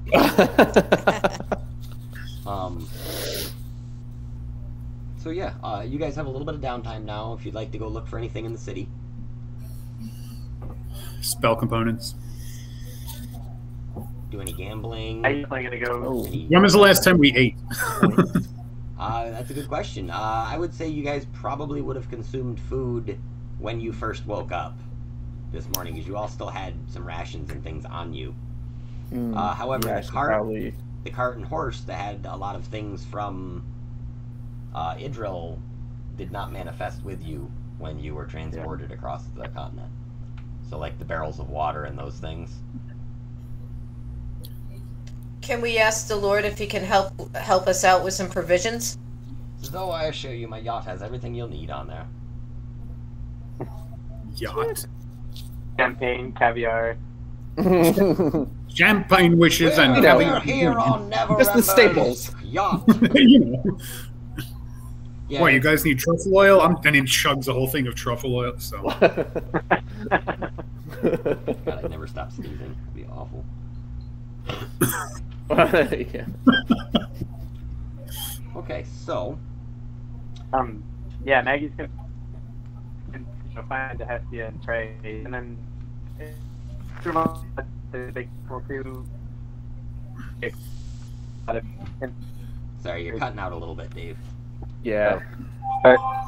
Are either of those two gods that you mentioned gods of like good or the hearth in any way? Yeah, Lathander is widely regarded across most of Tyrell as being a force of good.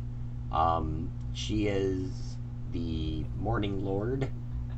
She is kind of the evangelical sort of religion in the area, where like people who like Lathander really like Lathander. They're like ready to be like, have you seen the Lord lights Lathander shine down on you yet?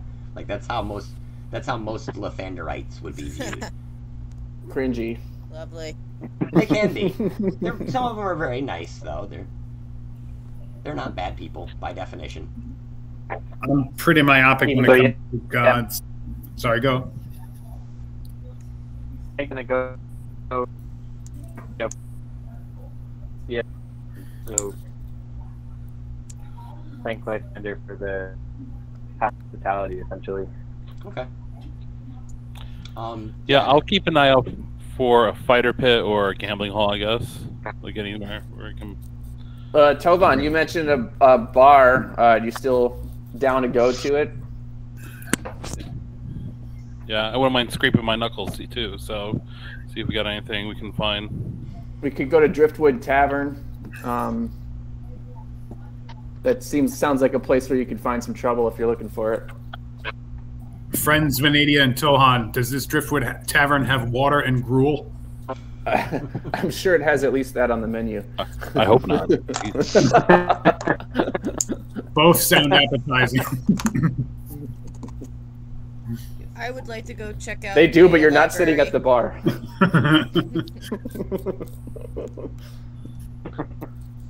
I'll go check out the library and find out some information about the teleportation to Power Stones and my own quest with Reginald. Okay.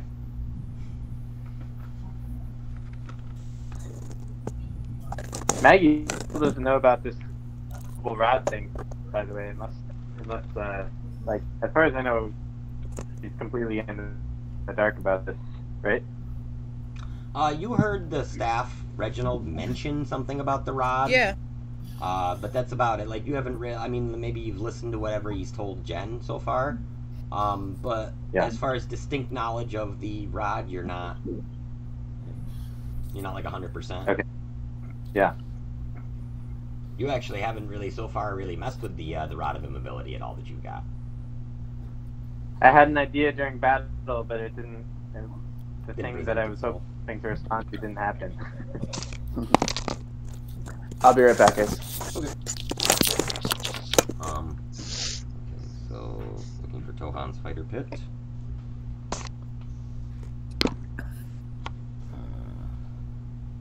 Yeah, so you go about 8 blocks from Neverember's house, and you're kind of wandering, and you see an alley, and there's like a cellar door that goes down to a sign that just simply has a, it's got a spike driven into the sign, like the size of like a railroad tie.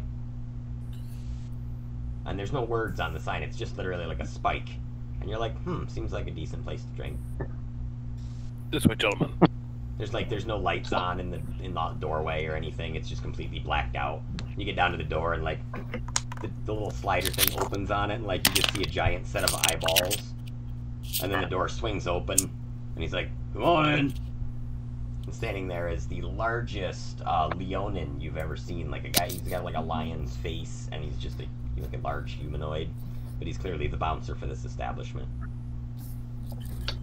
I flex my pecs at him. he nods approvingly. Like, alright, yeah, you're good. Bold move. Yeah, okay. I smell the air like lizards do, like sticking out my tongue a bunch, and then like follow it down the hallway. You go into the bathroom, and there's just a guy, and he's just blowing a rail at something off the sink. He's like, "Oh, hey man, gotta go." He just takes off out the door. I'm with those guys, right? Do I perceive that? Yeah, you would totally see that if you were walking with him. I don't know. Did you walk into the place with him? I'm going Actually, with these guys too. Just now. I'm trying to. Yeah, no, I probably did go in there with them. He ran off. Do I have to? I want to do like, wait a minute, and like, I'm gonna leave and I'm gonna walk after that guy. All right, yeah. This guy just kind of hurriedly goes and like tries to sit down at the bar and just ignore everybody. So you're walking over to that guy. Actually, I don't have a copy of those laws yet. I'll hold off for now. Now. Good call. All right, we go up to the bar. The guy's just all uncomfortably looking at the. So it's all of you except for Maggie and Arinth, right? Yeah, I'm off doing my own thing. You're doing library stuff. Maggie's off praying. When Guilfoyle sits down, he starts taking things out of his bag of stuff that he's found, including the mints, and he lays out a map of a museum in Waterdeep, as well as a few other maps, and says, "So where do we need to go again?" Ah, friend Guilfoyle, you're quite the collector. I say that because I didn't see him steal it. So. Yeah, these things I find along the way. Would you like a mint? Yes, I would. I would love a mint. Thank you.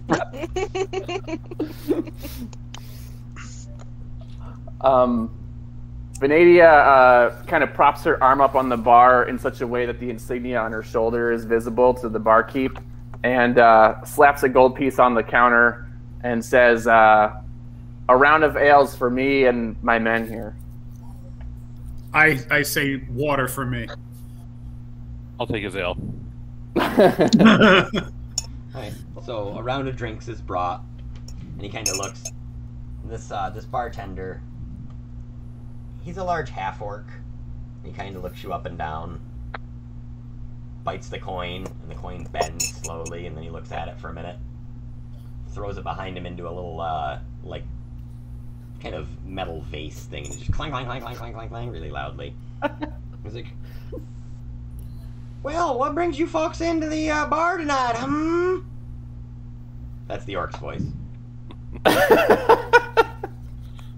I just raise the glass of ale and just kind of look at him. It's like, oh, here to see some fun. I heard there might be some entertainment in this fine establishment. Oh, why, yes. Every night, right around, I don't know, I think it's 5 o'clock, the boys come in and they get into fisticuffs in the basement. It's just a rousing good time. I ask our waiter / bartender if that's legal in this city. Oh, well, I mean, I suppose so. Nobody's ever called the city watch on us. I think it's all voluntary. I mean, I don't think anybody's ever forced a fight there. That would probably be illegal. Never really thought to ask the question, though, to be honest. I just collect the tips. Does anyone bet on these fights, or? Oh, well, sure, absolutely. How else would we make money in this goddamn shithole? He says. He says it all quiet, like he doesn't want the boss to hear.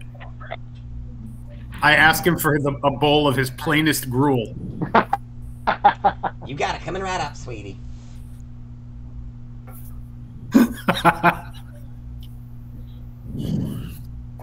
He just goes over and he's just at a little pot. And it's like you know when you go to Stewart's to get like the chili. Oh yeah. You know, it's like you're going in there and it's water. It's just the top layer of water that he's putting in the bowl. It's not even the gruel that's burnt onto the body. He's not even scraping or not. He's just straight skimming. You don't want that anyway. No, my mouth is watering. I am looking forward to this plain gruel. You drink that water hot or cold, sweetie? Tepid.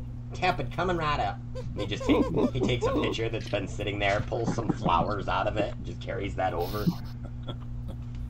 It's good to know that we're accepting of masochists now. Zach, I just want you to know this is my favorite NPC so far. Carol Baskins. It's always the ones that you guys are like, I go to this place you don't have anything planned for, and I'm like, all right, cool. Yeah. And that happens. Oh, good. So yeah, you guys are you're able to kind of hang out for a minute, and there is in fact at 5 p.m. Now keep in mind, Never Ember had offered you dinner at his house at 7, and you guys were kind of prompted to get some nice clothes for the occasion. But yeah, people start showing up, and they're like, these guys are wearing like, you know, fingerless gloves, like denim cut-off vests. One of them's got like a shark tattooed on his face. And these are all large fellas. They're just, well, everybody's standing around looking at each other. Nice. You awesome. You More see So a, is this- getting clothing, like trying to look for something that's kind of utilitarian and fancy, and in the back of their minds, like, let them off and do their own thing. okay. So you're grabbing clothes. So you're going through the merchant's quarter, maybe a few blocks from where this bar is. Like you all kind of headed in one direction because it's all sort of the same area of town. And then you know. Yeah, I'm also gonna get clothes on my way to the library. Okay. So maybe you and Maggie stopped there, and then Maggie probably went off to do the temple thing, and you went off to the library. Oh yeah, do we all need these clothes before we show up to this dinner? Yes. Well, he told us.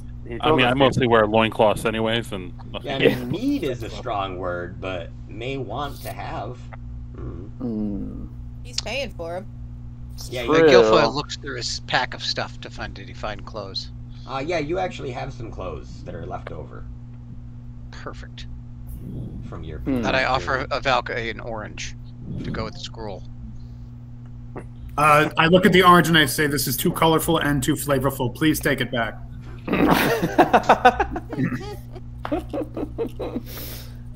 Yeah, I don't think my common clothes are gonna cut it.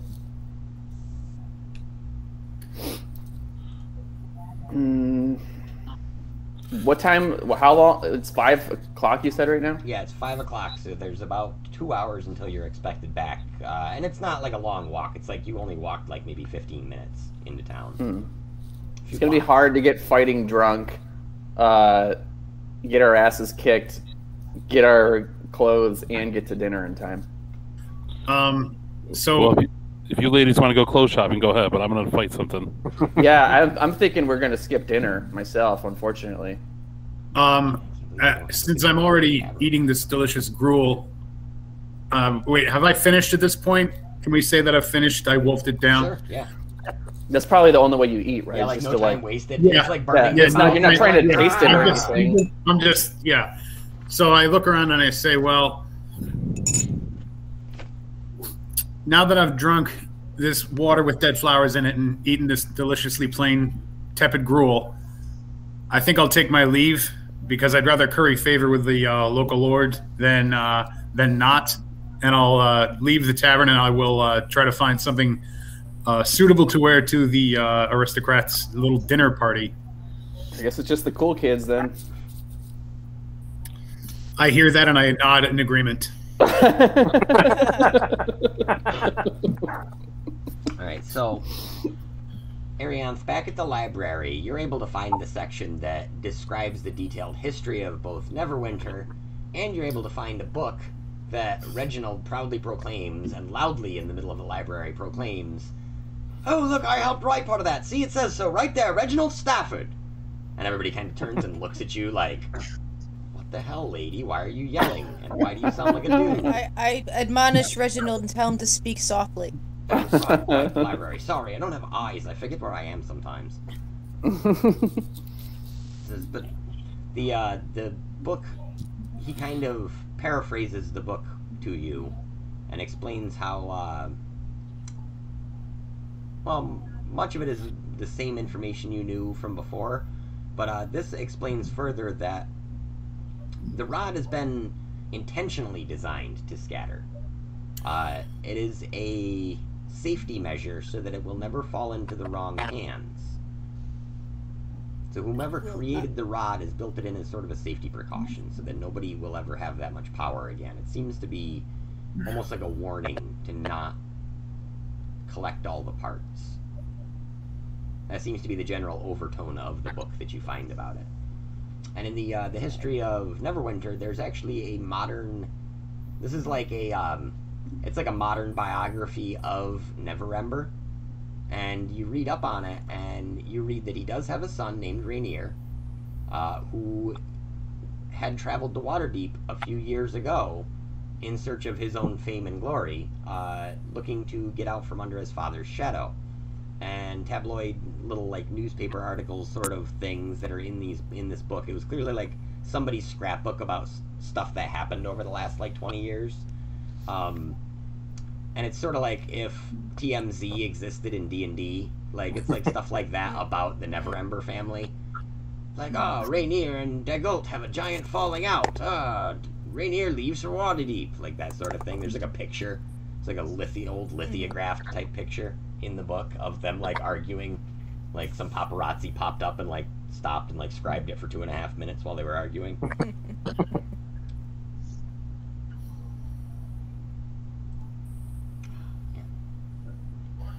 My problem is I download these maps and then I forget where said maps are, and then I can't put the maps up when it's time for maps. So here's what we'll do instead.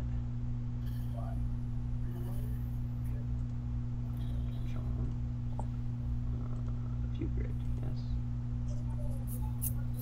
View grid, plunk. So that grid there can be our small little bar room that we've got going on here. Did I find anything about our teleportation or power stone? Yes, there's a section about ancient runes. That's ruins, not runes. Although there is a section on that as well. So the section about ancient ruins details how these myths, or mithrils, were, they're often named places like Myth Draenor, Myth Toril. Like, it seems to be like a prefix that's attached to these old cities that have faded into kind of time. It also warns that many of these areas are overrun with various monsters, and oftentimes the original occupants would leave like a sort of ancestral guardian in the area so that it would be protected from either monsters or people raiding the tomb for plunder, or any of the city for plunder. They're just essentially guardians of these cities that the guardians stayed when the cities kind of decayed and fell into ruin. And what about the power stone? Stones of power. It mentions that there is a book that mentions power stones as well. It mentions that power stones are located in various locations throughout Toril. They're actually not uncommon. They are created by high-level mages and wizards as a way to store specific powers. And it seems like this is like old tech, you know? It's like these are the equivalent of like a Nokia 3950. Like, as far as spells go, they just exist pretty much forever once they're created. And they do fairly minor effects. It's sort of a misleading name, Power Stone, but it's just sort of like an activating ingredient in some sort of a portal or glyph or any other magical effect that could be triggered. Oh, left, go for rhythm. Off to the side. So Fight Club's about to break out, meanwhile, and what are you guys getting ready to do in Fight Club here? Are you betting? Or are you fighting? I'm gonna give Guilfoyle 100 gold, which is pretty much all my gold, and tell him to put it on me. Nice. Damn. Some confident shit.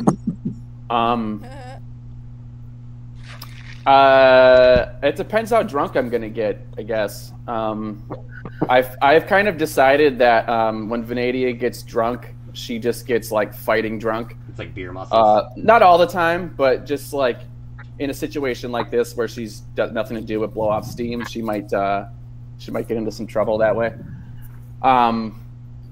So I guess that sort of depends how many rounds we have. How far is it from where he gives me the gold to where I'm supposed to place the bet? And what are the things along the way? And why the hell did Tohan trust him with 100 gold? Hey, last time that Tohan... Because he knows he gave it to him. Yeah, last time I gave Guilfoyle and was like, here's the thing you wanted. Came back with, Yeah, came back with the gold and the thing. That's true. So he's pretty good. It's true. Yeah, he's chaotic good. So am I. Yep, same. We're the chaotic good crew here right now. It's a good crew to be at the bar with. Yep. Be fortunate. It would have been really awkward. Alright, so you guys are in this basement. Arian, what is your alignment? So here's Who are you your asking? basement fighting pit. I was wondering what Arian's alignment is. Oh. Is Jen with Chaotic us? neutral. Oh, okay. Alright. So there are like we'll say 5 of these guys right here. Now these 5 guys are clearly like seems to be some sort of a tournament. Get this guy highlighted. There we go. So these guys are kind of waiting around. You can tell a couple of them maybe are friends, a couple of the other ones are friends, and there's one guy that just is standing off by himself. These all look like your pretty typical warrior kind of guys that have been around the block for a little while. They're doing the same thing you're doing. They're blowing off steam and looking to make some money. Maybe some of them have bets on themselves. Maybe some of them don't. Meanwhile, there is also... We'll say...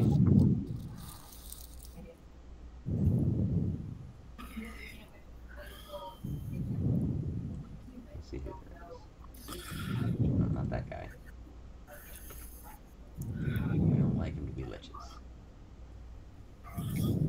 Not a statue either. There we go. There's a guy standing behind the table over here. Guilfoyle, you were asking where to place bets, and this guy's kind of slapping him around, and he's acting all excited. We'll say that he's, even though it says he's a diva, we'll say he's an Aarakocra.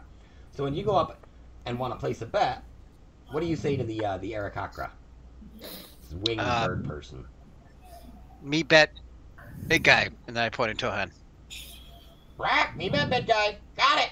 And he scoops the bag of gold off the counter and he throws it into the chest behind him and on top of the barrel. They seem to have like these sectioned out little sections where they throw their bets. It seems to all be above board as far as an illegal, or not illegal, I'm sorry, a shady gambling house goes. Mm-hmm. Gambling Fight Club. Vanadian, can we ask about the rules of combat here? What are the ground rules?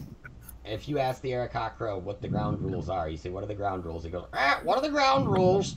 No weapons, just fists. No cheap shots, no below the belt, no damn spells.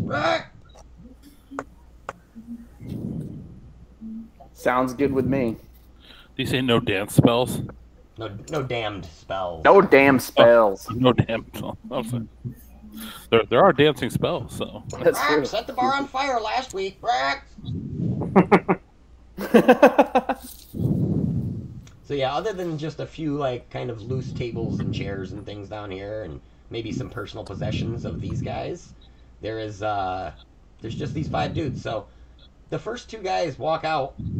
We'll say it's this guy from over here and this guy from over here, and the Aarakocra that's sitting there.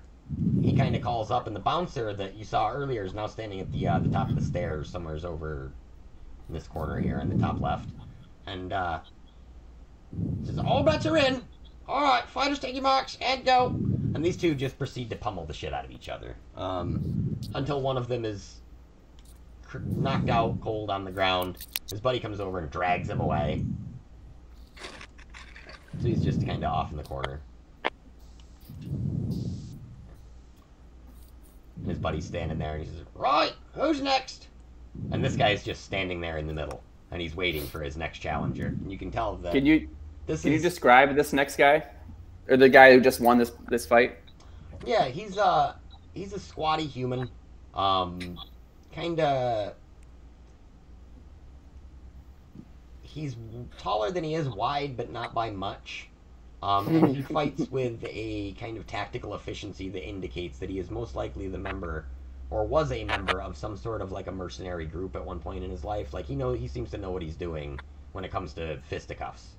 Mm-hmm.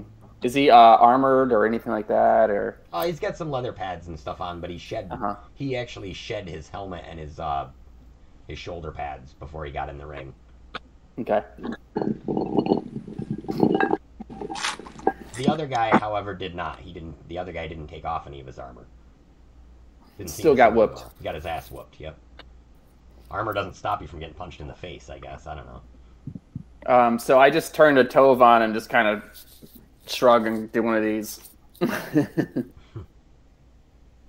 Yeah, I'll get in there. All right. And I'm gonna rage beforehand. Nice. You're like finishing your drink and you just bash yourself in the head a couple of times to get worked up. Yeah. Rage. So let's see. So Guilfoyle, the Aarakocra looks and he goes, "Right, your bet's on deck. 100 gold. Odds 2-1." Which means you're looking at winning 200 gold if you win the combat here, Tohan. Or at least Guilfoyle is. Well, Guilfoyle is, yeah. He's win. He'd be set to win 100 and then get the original 100 back, so you'd be up 100. Go ahead and roll an initiative for me, and we'll see who makes the first move here. Sorry, I dropped out. I heard you say bet 2-1. Yeah, it's the bet's on, and the odds are 2-1 that Tohan's opponent is going to win. So if he wins, he'll get 2-1. Tohan did though. I rolled a 5. Okay, he got a 7, so he's going to roll his attack roll. Ooh, I can turn my dice back on. Almost forgot. Clonk dice. Okay, so he's attacking with 5. He's attacking at +5. That's a 15. That does not hit you, correct? That just hits me. My arm's on. Okay. D4 for damage. Attack, and he's going to be doing it at +3. Oh wow, 4. So he gets a 7 points of damage on you. Halved. So. Okay. So you take the punch. Even though you look gray and mushy, you're still not mushy. You still have scales somewheres in there. It's a 19 to hit. Okay, it's gonna hit. 6 damage. Is there any magical effects in the room that would prevent a spell? Not that you know of. I mean, you could roll a perception if you want to try and... Or an arcana, maybe. For something like that. To try and detect if you sense any magic in the room.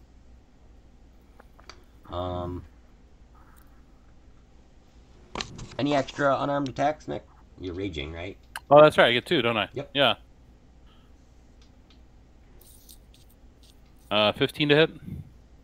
Does not hit. So he takes the first punch and then dodges the second one. He's a lively little bastard. All right. And since you guys, there's no movement involved, he takes the next swing. 8 plus 5 is 13. That's a miss, right? 15 is my armor class. Okay, and he... What did you say, 13? Yeah, 13. 8 plus 5? 13 misses. Yep. Okay, so he gets his second attack that he didn't miss the first time because I didn't read that part, and he misses again. So he does a quick little 1-2 and misses. Alright, I'm going to attack recklessly, which gives me an advantage.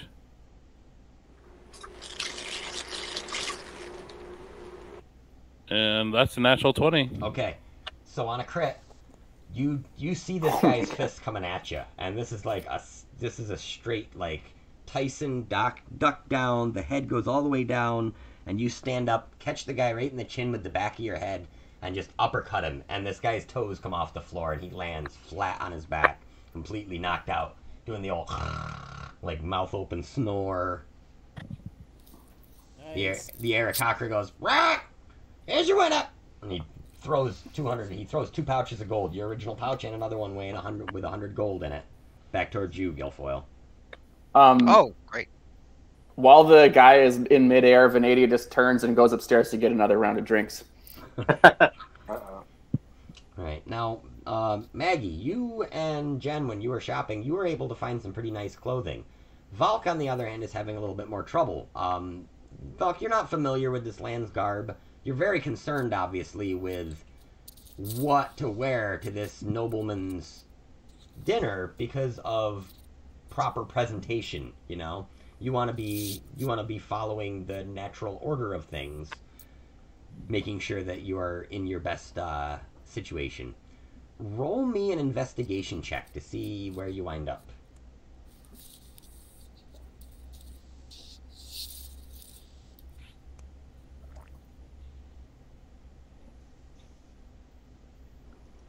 Oh, you're on mute, Bob. Sorry.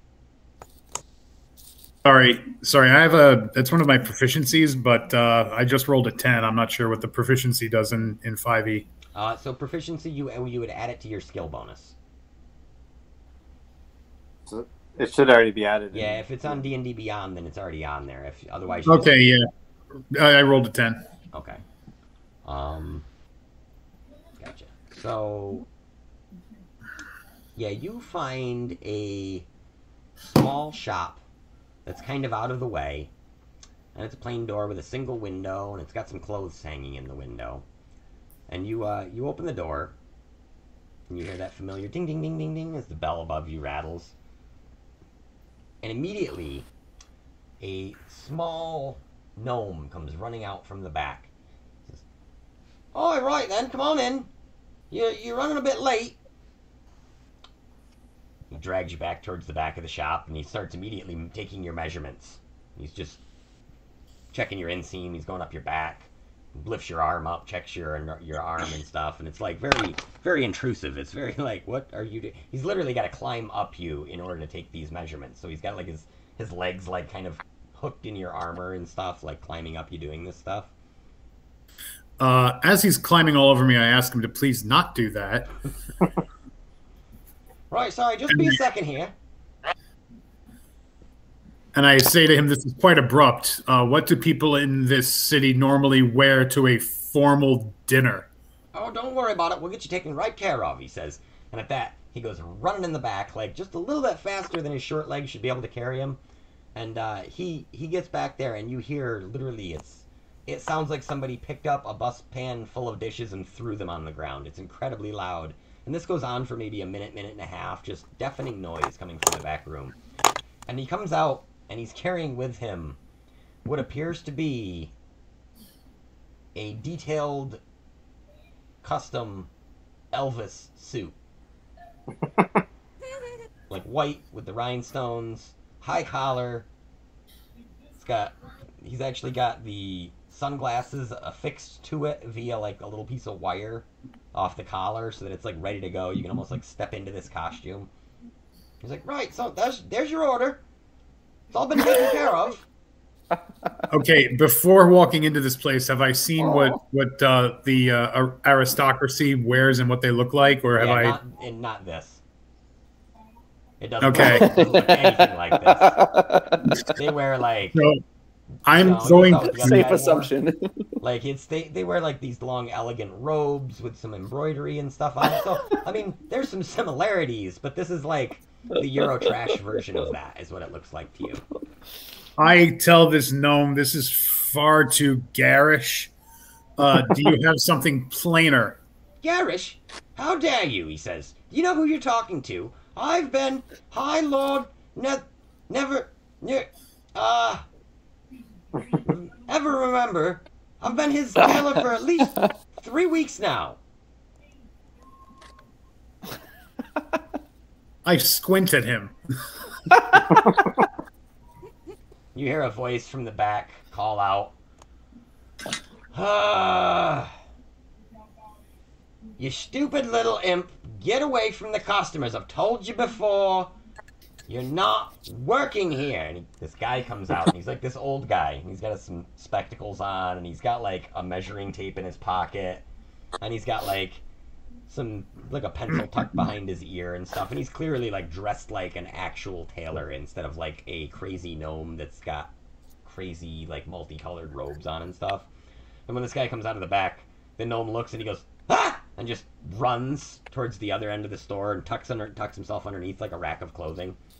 He says, "Sorry about that. My daughter's son, he's half gnomish. I don't know." And he just kind of turns back to you. "What can I do for you today?" Yes. I am looking for something to wear to a formal dinner being offered to us by the local lord, Neverember. He says. "Yes, the messenger stopped by earlier. I've got it in the back." He says, we had to guess at your sizes, but I can take in anything that I need to take in on you so that you'll fit properly into it." And he comes out, and he's got a very, like, similar to what Neverember was wearing, but this one is all in the same colors as what your armor was set in. I couldn't remember what it was. I thought it was green that you had said, but I could not remember for the life of me. More like copper with steel, but yeah, no, it's fine. So like it's in a matching tone though. Like all the edging and stuff is like the same color as like the rivets on your armor, and like all the other inside cloth is like matched to any of the leather parts maybe. Is the symbol of my god anywhere on this piece of clothing or no? No, there isn't. But he does if you ask him about it, he does offer to sew one on for you. I would like for that very much, please. Okay, he says, "Anything when it's on the Lord's bill, right?" So the only problem with that is it's been quite a while since the Lord's actually paid his bill, but I suppose that comes with the territory when you're building a new city and all. He kind of seems a little dejected. How much is this outfit? Oh, this is just a few gold. It's no big thing. It's for Neverember we charge less than we normally would to the general public. If it was to be sold in the public, it would probably be 5 gold. We charge him. I'll offer to pay that. Oh, are you sure? The Lord has already offered to pay for everything. No, that's fine. I can't accept too many gifts. Oh, well, very well then. He says, I'll accept that, thank you. He says, I'll be sure to take it off the Lord's tab. Tell him you said to do so. He says, will you be picking up your compatriots' clothing as well? No. I have them right here. They are otherwise preoccupied. Very well.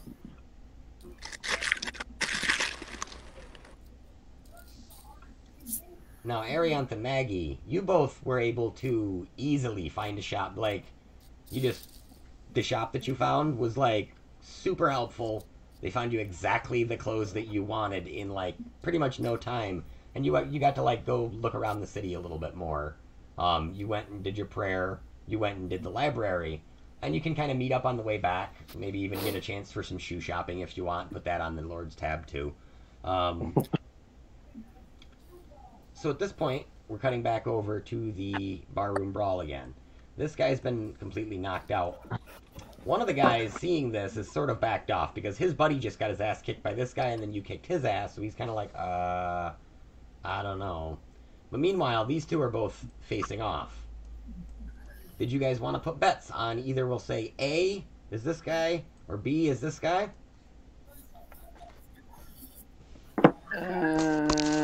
It's gonna be a simple contested D20 roll. They're both the same stats and stuff. So A's gonna make a roll, B's gonna make a roll, and whoever wins wins. Highest roll wins. Nah. No. Okay. Yeah. Vanadium, I don't like betting on 50-50 odds. I'm just yelling, is there no one else? Yeah. You come down and you pass the round of drinks around. Yeah, actually, I was going to say I wanted to hand Tovan. Well, I don't know. I was kind of thinking there might be more fighting to do, but it seems like there might not be. But I was going to say I could pass Tovan a potion of healing and then say, here, you're going to need to wash that down with this, and hand him another ale. But if there's not any more fighting going on, then I don't know if the potion of healing. Yeah, it looks like necessary. this isn't like a huge fighting pit of any sort. This is just like some dudes that agreed to get together on like a Tuesday night. All right, so I'm fine. just I hand literally Tovan only here. took like 3 damage from. I'm raging. I only take half damage when I'm raging. So. Oh, right. Okay, cool. And yeah, this next fight is happening like literally it's like 30 seconds later. So we'll still say your rage for the next one too. I heal you the 3. See something. What was that, Bill? Oh.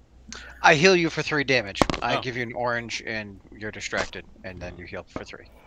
Oh, Zach, I wanted to ask, how much does 1 gold piece cover at the bar? I mean, as far as drinks go.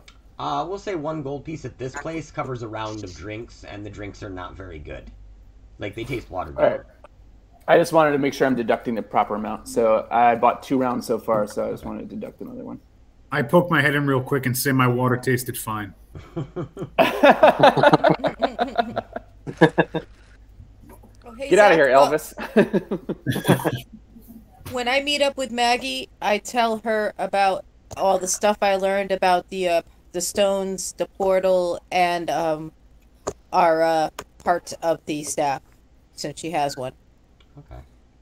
And yeah, you actually would be able to take these books from the library as a guest of Lord Neverember. If you'd like to take one of the books out, they have a 1 book limit because they assume that you're going to bring that book back so that you can get another book.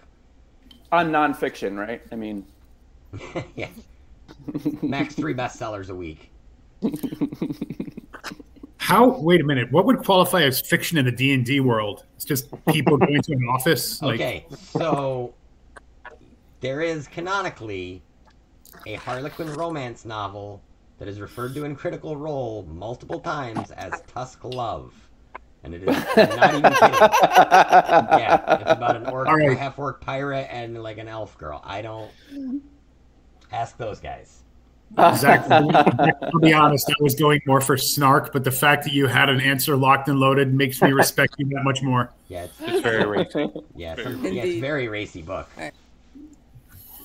Alright, so as far as a book that I take, can I try to find a book that gives me information on the staff and why it might be in my hands in particular? The closest thing you can find is a book of general prophecies of the realms, we'll say. And that's something that I'll have to look up so that I can make sure, because I have one that I wrote down and sent to you, but there's probably others that are involved with it. Alright, well I take that book with the idea that I'll study it later and maybe you can message me something later. Okay. Alright, so we'll say the first guy got an 18, that's A. Second guy got an 11. So second guy gets knocked out. Bonk. So now we got 3 guys that are knocked out over here. This guy, standing in the middle, he now looks over here at this guy, and he's like calling him out. And then he looks at you, and he starts calling you out. He's like, let's go, let's have a row of it then. And this guy starts walking forward. So now there's 3 of them. Or now there's 3 of you in the center. The Arakocra says, place your bets. I'm going to place 25 gold on Tovan. That's most of my gold. Getting a little drunk, and now the coin's flowing a little looser. Oops, I did that wrong. Hang on. I put Tohan's initial 100 on him again. Okay. Not going doubler. The Arakocra goes, not doubling nothing. No bird brain. Very well. No barbarian. He takes it and he throws the bag of gold into the little cubby. And he throws your 25 into another little cubby. He says, fighters on your marks! Ah! The Leonin just stands there with his arms crossed at the top of the stairs, and he's just a huge hulking guy. Go ahead and roll initiative, Tohan. Again, I will say this is the guy on the left. 20. Alright, so it's going to be you going counterclockwise around the circle. Is Tohan still raging? Yep. Sick. Yeah, I can do more rages too if I need to. But great. I'm gonna step forward and punch that guy that was kind of in the corner there. Recklessly twice. Okay, do it to it.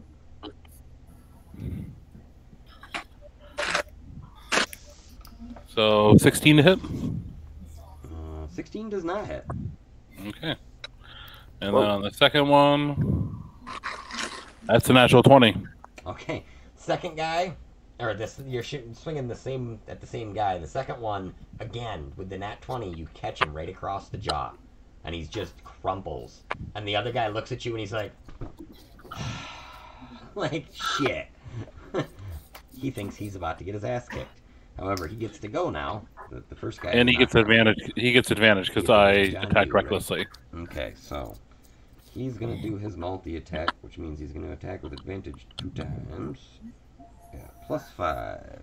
First one, 16, 21. That's gonna be a hit. Second roll on it, not a hit. So that's 1 hit. Second attack, 16 +5. Again, that's gonna be a hit either way. Okay. Since we're unarmed. 6, 4, so 10 damage. So he just lands 2 solid punches to you. And, yeah. Alright, I'm gonna attack him recklessly back.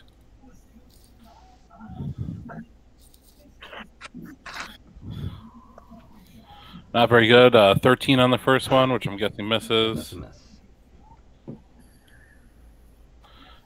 And a 25 on the second one for 6 damage.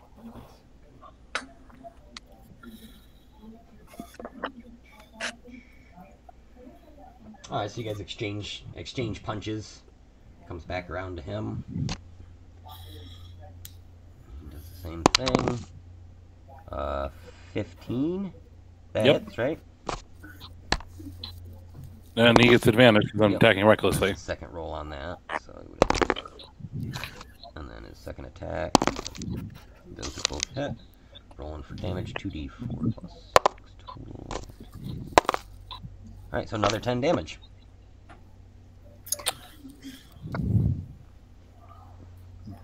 And he's just standing toe to toe with you.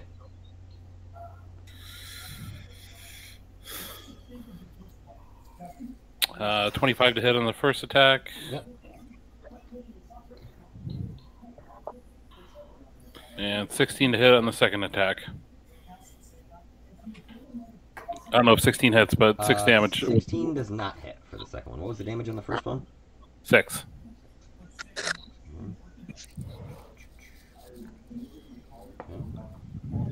This guy kind of steps back, wipes a little blood off from his lip where you punched him. And he swings back in again. And we'll say, what is it, a minute your rage lasts, right?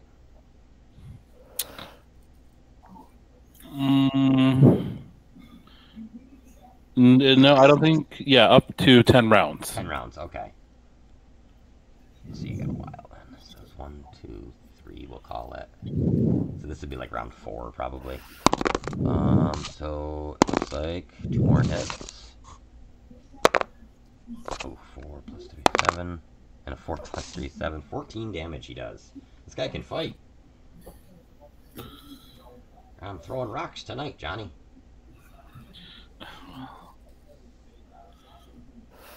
That's a natural 20. Okay, so he lands those 2 punches, but he doesn't come back quick enough and cover his face, and again, you hook real hard to the right, and just bop this guy. He just lands on the ground.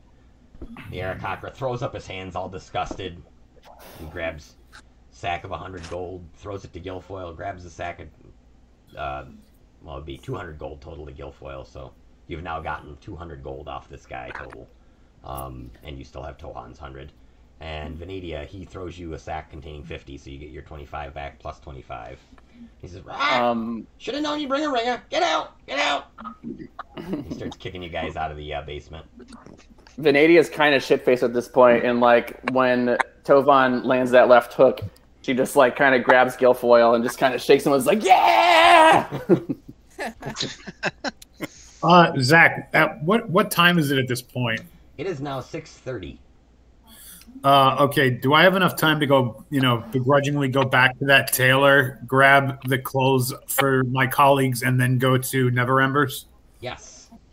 All right, I'm going to do that because I'm realizing how late it is, and I get the funny feeling that they're probably not out of the tavern yet. Yeah. Right, Venetia is a size 6, by the way. For some reason, I hear a voice in my head saying, check the size on that dress. It might be a 6. So, here's what we'll say. We'll say the Leonin kind of begins to try to escort you guys out of the building, and the Aarakocra is just squawking in the basement, trying to kind of shoo you guys out. Do you guys want to leave, or are you going to put up a fight or a stink about staying? I mean, you already took all their money, essentially. Yeah, I don't see anyone else to punch, so it's time to go. Yeah, that's pretty much it. That's exactly it. Everybody's knocked out on the floor, except for these two guys that are squawking about you cleaning house. So you guys kind of step out the front door, being escorted by this big lion Kamari from Final Fantasy looking dude. And as you step out, you actually see Valk headed down the street with an armload of clothing held out, looking very serious. More serious than usual. Yeah, even more serious, exactly. I give him a big smile with bloodstained teeth, and then. And this is around the same time that you see Arianth and Maggie they both converge on this spot again. So the 6 of you are now all standing just a few blocks from Never Ember's house, and you're able to make your way back there, and you go to dinner. And Maggie heals before they go. She'll heal Tohan. Okay. Oh, thank you. Nice. Yeah. And I picture it like a very motherly thing too. It's like, oh, what do you got? Like licks your thumb, like cleaning the blood off from his like weird gray face. I was gonna say I was gonna take a short rest here, but yeah, I was down like, 17. I should have known better than to let these guys go off and get drunk alone. So she's blaming it on herself, and she's. See, I only had the one drink. You may want to wash your mouth out with some water, Tohan. If you go back to the tavern, they have delicious water with We're actually not allowed back there, so. I guess I drank Tovan's second round, then. I don't know. That's even better. It's like you bought two, but then he was in the middle of a fight, so you just drank the first one and then started drinking. Oh wait, no, Tovan drank Valk's ale. That's right. Yeah, so we both had two. I'm a big guy. It's fine. Okay. So I squint at my drunken companions and sigh dejectedly. So you guys then get back there. I reach out and I boop you on the nose. I look at them and roll my eyes. Boop. And I grumble. Did you actually say boop too when you do it? Boop. Yeah. Yeah, that's perfect. Yeah. Love it. But it's like it takes like a pause for the p to come out. It's kind of like boop. Yeah, a little top P. Nice. So Dave, you're healing me for 17 then? Yeah, if anything else happens that takes spells tonight before we rest, I'll make sure to account for that. But it's going to be a healing spell or two. Are his teeth still bloody? Oh no, he's able to heal up. Okay, because I was going to put my hand over his mouth and lay on hands and clean up those teeth, but Valk, are you also trained in dentistry? yeah. At this point, a sharp noise comes over the sending stone that one of you guys has on you, and it's Ashnak, and he's Be advised. Be advised. Dragon is headed your direction. He's approximately 2 clicks away, headed west, back towards Neverwinter. It comes through clear as day. You guys are all standing right outside Neverember's house, but he hasn't come down yet. The butler hasn't opened the door. You're literally like just outside. You don't see anything in the sky, and it's just starting to get like dusk. Like it's sun's starting to go down. Still enough daylight to see, but Maggie, can you talk loud enough to yell? You maybe using thaumaturgy and warn everyone. Yeah, she'll cast thaumaturgy and say, "Neverember, the dragon is coming." Alright.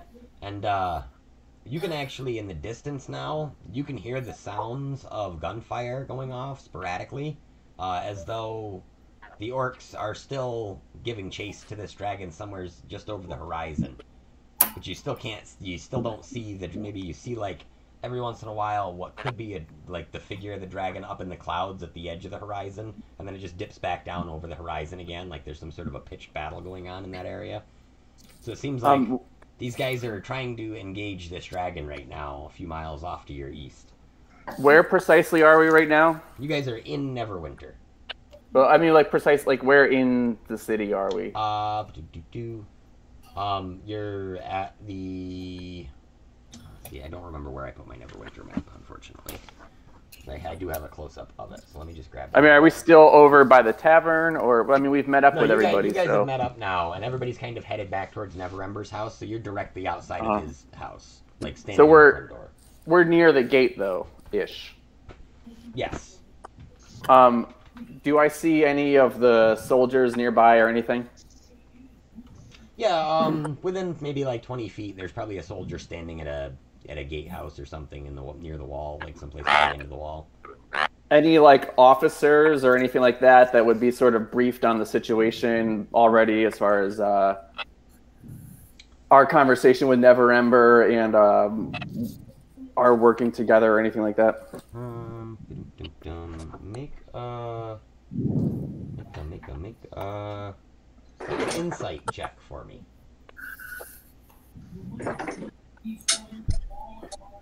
Yeah, 21. Okay, yeah, you see a guy who looks like he has a few extra tassels on his armor. Uh-huh. Little decorations and stuff that generally would be the signifying decorations of some sort of a commanding officer. Well, guys, what do you want to do? Do you want to ride out there with the 50 troops that he's commissioned to us? I mean, are we gonna go try to meet up with the orcs and fight this thing? That's what I want to do. A dinner's going to have to wait if we're engaged in battle. Yeah, I think dinner's off at this point, I would guess. So yeah, I guess if the Lord dude hasn't come down yet, I think we should be trying to wrangle up some horses. Yeah, that's kind of what I'm thinking. I want to shout to this officer and sort of just let him let him know who we are, like hoping he's kind of already aware of the situation, and say we need some horses to ride out. Venadia sees that dragon and she gets kind of a chill, and it sort of takes that 2-beer buzz out of her, and she's sort of like, as a soldier, she's kind of ready for these sort of you're drinking at the camp, and then all of a sudden it's battle time out of nowhere. So that's not an unusual situation. So now suddenly she's like ready to. I all right, let's get some horses and ride out. She literally says like, "Oh man, what a buzzkill!" And Reginald pops over and he goes, "Oh, that'd be a much better name for that dragon."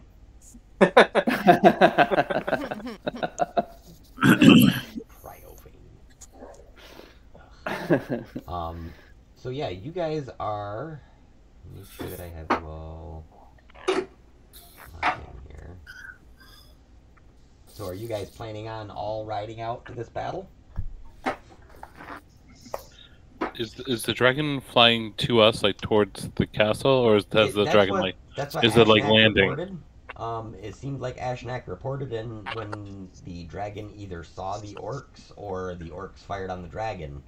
It seems like he became engaged in the area, kind of to the east of where they were, near the tavern over there. Mm-hmm. So they're. Can we the check dragon's heading here, and the orcs are giving chase would it make more sense for us to set up to defend the castle and the people around it?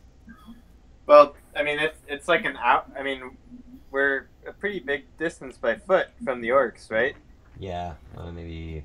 But not on horseback, right? I mean, Well, that's what I'm saying. If we were wrangle saying up- it's like probably 3 hours to walk or something. Like, If we wrangle up some horses and some more troops or some more local troops to meet up, it's almost like a pincer. Yeah, Because well, the he's orcs are giving getting- us 50 troops. So if we have Yeah. 50 troops to ride out with, then I thought I the think we 50 should do troops were that. already on their way to meet the orcs. yeah, I thought No, yeah, that's right, Nick. They should be out there already. oh, okay. Well, we should be trying to catch up with them, I think, to support them because they'll be able to engage from both sides that way. At this point, the voice of Ashnak comes back across, and he says, "Situation resolved out here, folks. That thing is flying back south, back down to its home in the mountains. We fucking put a couple of plugs in its ass, and it didn't like it. Must not have been that hungry tonight," he goes. And you can kind of see the dragon along the horizon is now traveling south, just low across the treetops. Do we know if it's wounded? Can we see if it's wounded? Well, he kind of seems to indicate that they wounded it. He seems to believe they wounded it. Okay. But can we get like, I mean, is he bloodied or is he just kind of like scraped up? It seemed like they just kind of shot him up a few times and he took off. They don't have a real clear damage report. Okay. Were there any I'm very troop losses? He says there was no troop losses incurred. However, that inn that we were hanging out at, that is now frozen pretty solid on one side, he goes. We're thawing out Nurkzgob's feet right now. But he's alive. Like, I'm just glad to one- hear about Nurk's gobs. Yeah, one poor orc got his feet frozen to the ground. Got caught in that blast. I guess dinner's back on, guys. So, the Lord at this point opens up the door and he's like, "What was all that noise I just heard?" And I go to him. Don't worry. It seems that we scared off that buzzkill. And I wink at Venadia. Uncharacteristically, but yes. And she kind of is like, yeah, okay. Like, yeah, he's trying. All right. Mhm. So yeah, so you guys are you're invited up and inside, and if you tell Neverember what just happened, what your exchange with the orcs is, he immediately dispatches 50 troops towards the south on the high road to going towards the town of Phandalin. He says that's the only place that the dragon could be headed. If not, I don't know what else is nearby here, unless it's going to a lair of its own somewhere. There's many ruins and various abandoned villages throughout these lands that sometimes dragons like to call home. But other than that, the night is uneventful, and you guys are able to get a night's rest.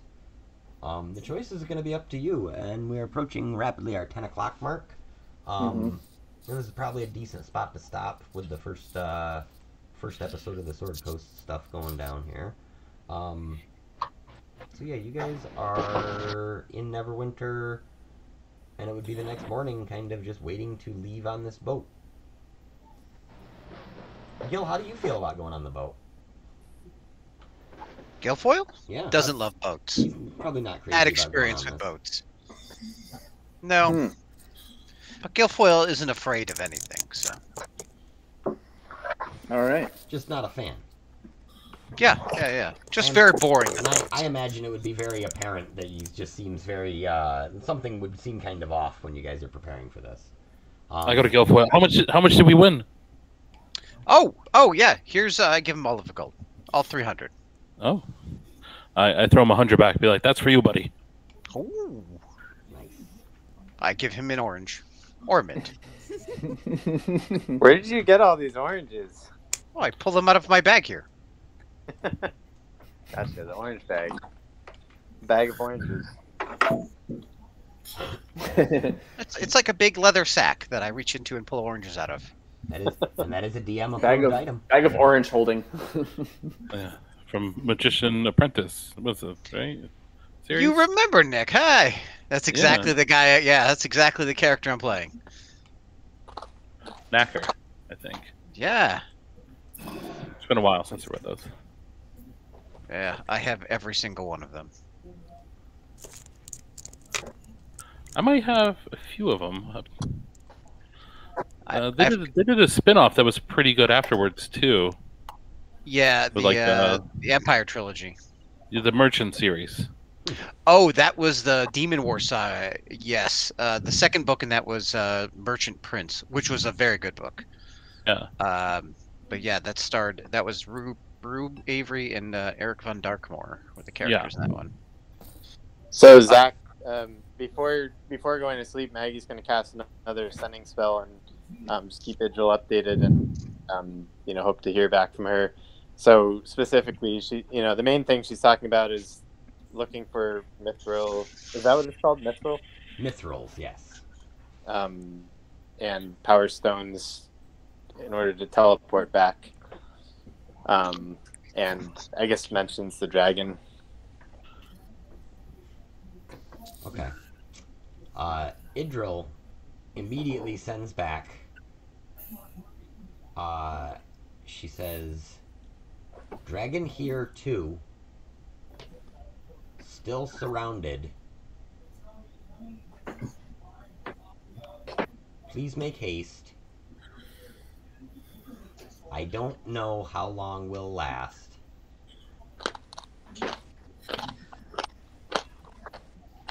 Holly is dead." Oh shit.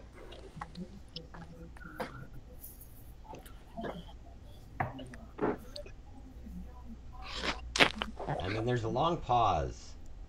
And she says, "I'm so very, very sorry. Goodbye." Whoa. Damn. Maggie can still cast another sending spell. But obviously she's gonna, tell everybody what just happened, including Neverember. And when you mention Idril's name in front of Neverember for the first time, he says, Idril. Companions of the Rose. Why, I haven't heard of them in years. That's who you need to help? What did she say about undead? Surrounded by what? I don't know if that's what I actually said. I think so. I don't know. Surrounded by undead and a dragon, it sounds like. He says, "Well, this won't do it all. Perhaps our plans should change. Perhaps I'll bring my other ships back in and... Well, it seems like there's something bigger afoot here in the realms than just a few dragons or disappearances. Because I suppose I should send a messenger back to Bruenor and see what he wanted in Gauntlgrim. You six will still go to Waterdeep and check on the safety of my son for me? Perhaps, You have our word. Perhaps when you are there, you could take this to the Lord's Alliance for me," he says, and he hands you a letter. He says, it should help you. He says it will grant you access to an audience with them, but I can't get you past that. He says, any convincing you do must be your own. He says, I don't know who the new open lords of Waterdeep even are anymore. You see, I used to be the open lord of Waterdeep, and I was recently deposed a few years ago. I came up here to Neverwinter to help my people settle, and by some scheming machinations I was deposed from my seat. Now I know not who is the open lord, but I know that they don't hold the real power, and that several of the mask lords of Waterdeep would still hold my favor if I could just get a message to them. So please, if you can present this to the Lord's Guard, it should grant you audience into their chamber, and you should be able to talk with someone. You may not wish to mention my name, because I don't know who my friends are there or not, so just play it delicately," he says. "But if you can do it right, you may be able to gather the forces you need between Waterdeep, possibly Baldur's Gate," and he kind of nods towards Venadia, and he says, "and my forces here in the north. If we can do that, perhaps we could gain an armada and sail west, across the ocean. Because it sounds like your Lich King is doing more than just maintaining a small kingdom anymore. Sounds like he's out for blood." He wants to go to war with the realms.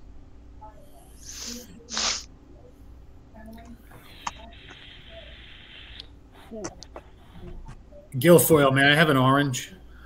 You absolutely may have an orange.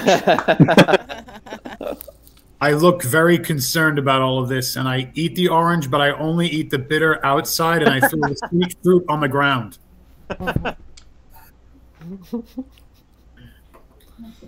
I look at you with Maggie's disgust. so distracted, she's not even mad. That's funny. So yeah, so I think that's probably our good spot to leave off for tonight, as you guys are ready to set sail from Neverwinter, going south down to Waterdeep, and I will have my maps up to date. I could have swore that I actually had a map of Neverwinter for this session, and I don't know where I put it, because I'm a computer dunce. But yeah, when you sail to Waterdeep, you'll definitely have maps, because I have many of them. Do we get a full rest tonight? Yeah, absolutely. You can get a full rest over the course of the night, and when we pick up, we'll be right at the... We'll assume that you guys are all right at the ship first thing in the morning. During my 4 hours that I don't need for rest, I go over that book of prophecies. Okay. And yeah, again, I'll get to you sometime this week, where I come up with something for it, because I want to make sure that I get like some big arcs in there. There's some pretty cool prophecies in D&D, and it's no sense in me trying to come up with something when they already exist. It's just figuring out how to put them all together. Is there any place for me to get some bat fur and a drop of pitch or a piece of coal?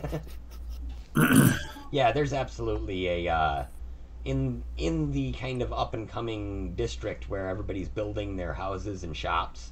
There's all kinds of stuff being sold, like on like street corners, and so cool. Like before you guys retire for the night in whichever inn that Neverember decides to put you up into, you would probably be able to find that stuff. And there's like a cool like hipster spellcraft boutique or something. It's like a head shop, but it's also carries. Oh, okay.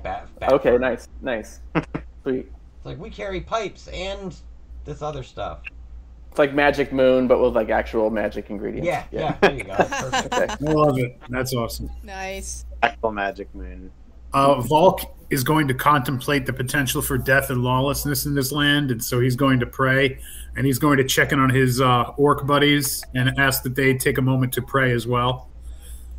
Okay, so over the Sending Stone, you like when you start to pray, you actually they'll stand, and they'll pray, and you kind of hear it's a little off rhythm because of the delay between what they're saying and when it's getting to you, but it's still coming through. While I'm praying, I'm also contemplating on the deliciousness of that bitter orange peel and how it might be my new favorite food. Just the way the rind sticks in your teeth, right? It's just there's something about it. The way that my mouth twists. Yeah. If only it was more lemony. I turned to him and say, I would have ate the rest of the orange if you hadn't thrown it on the floor. I will remember for next time, although I wouldn't know why you would eat that part.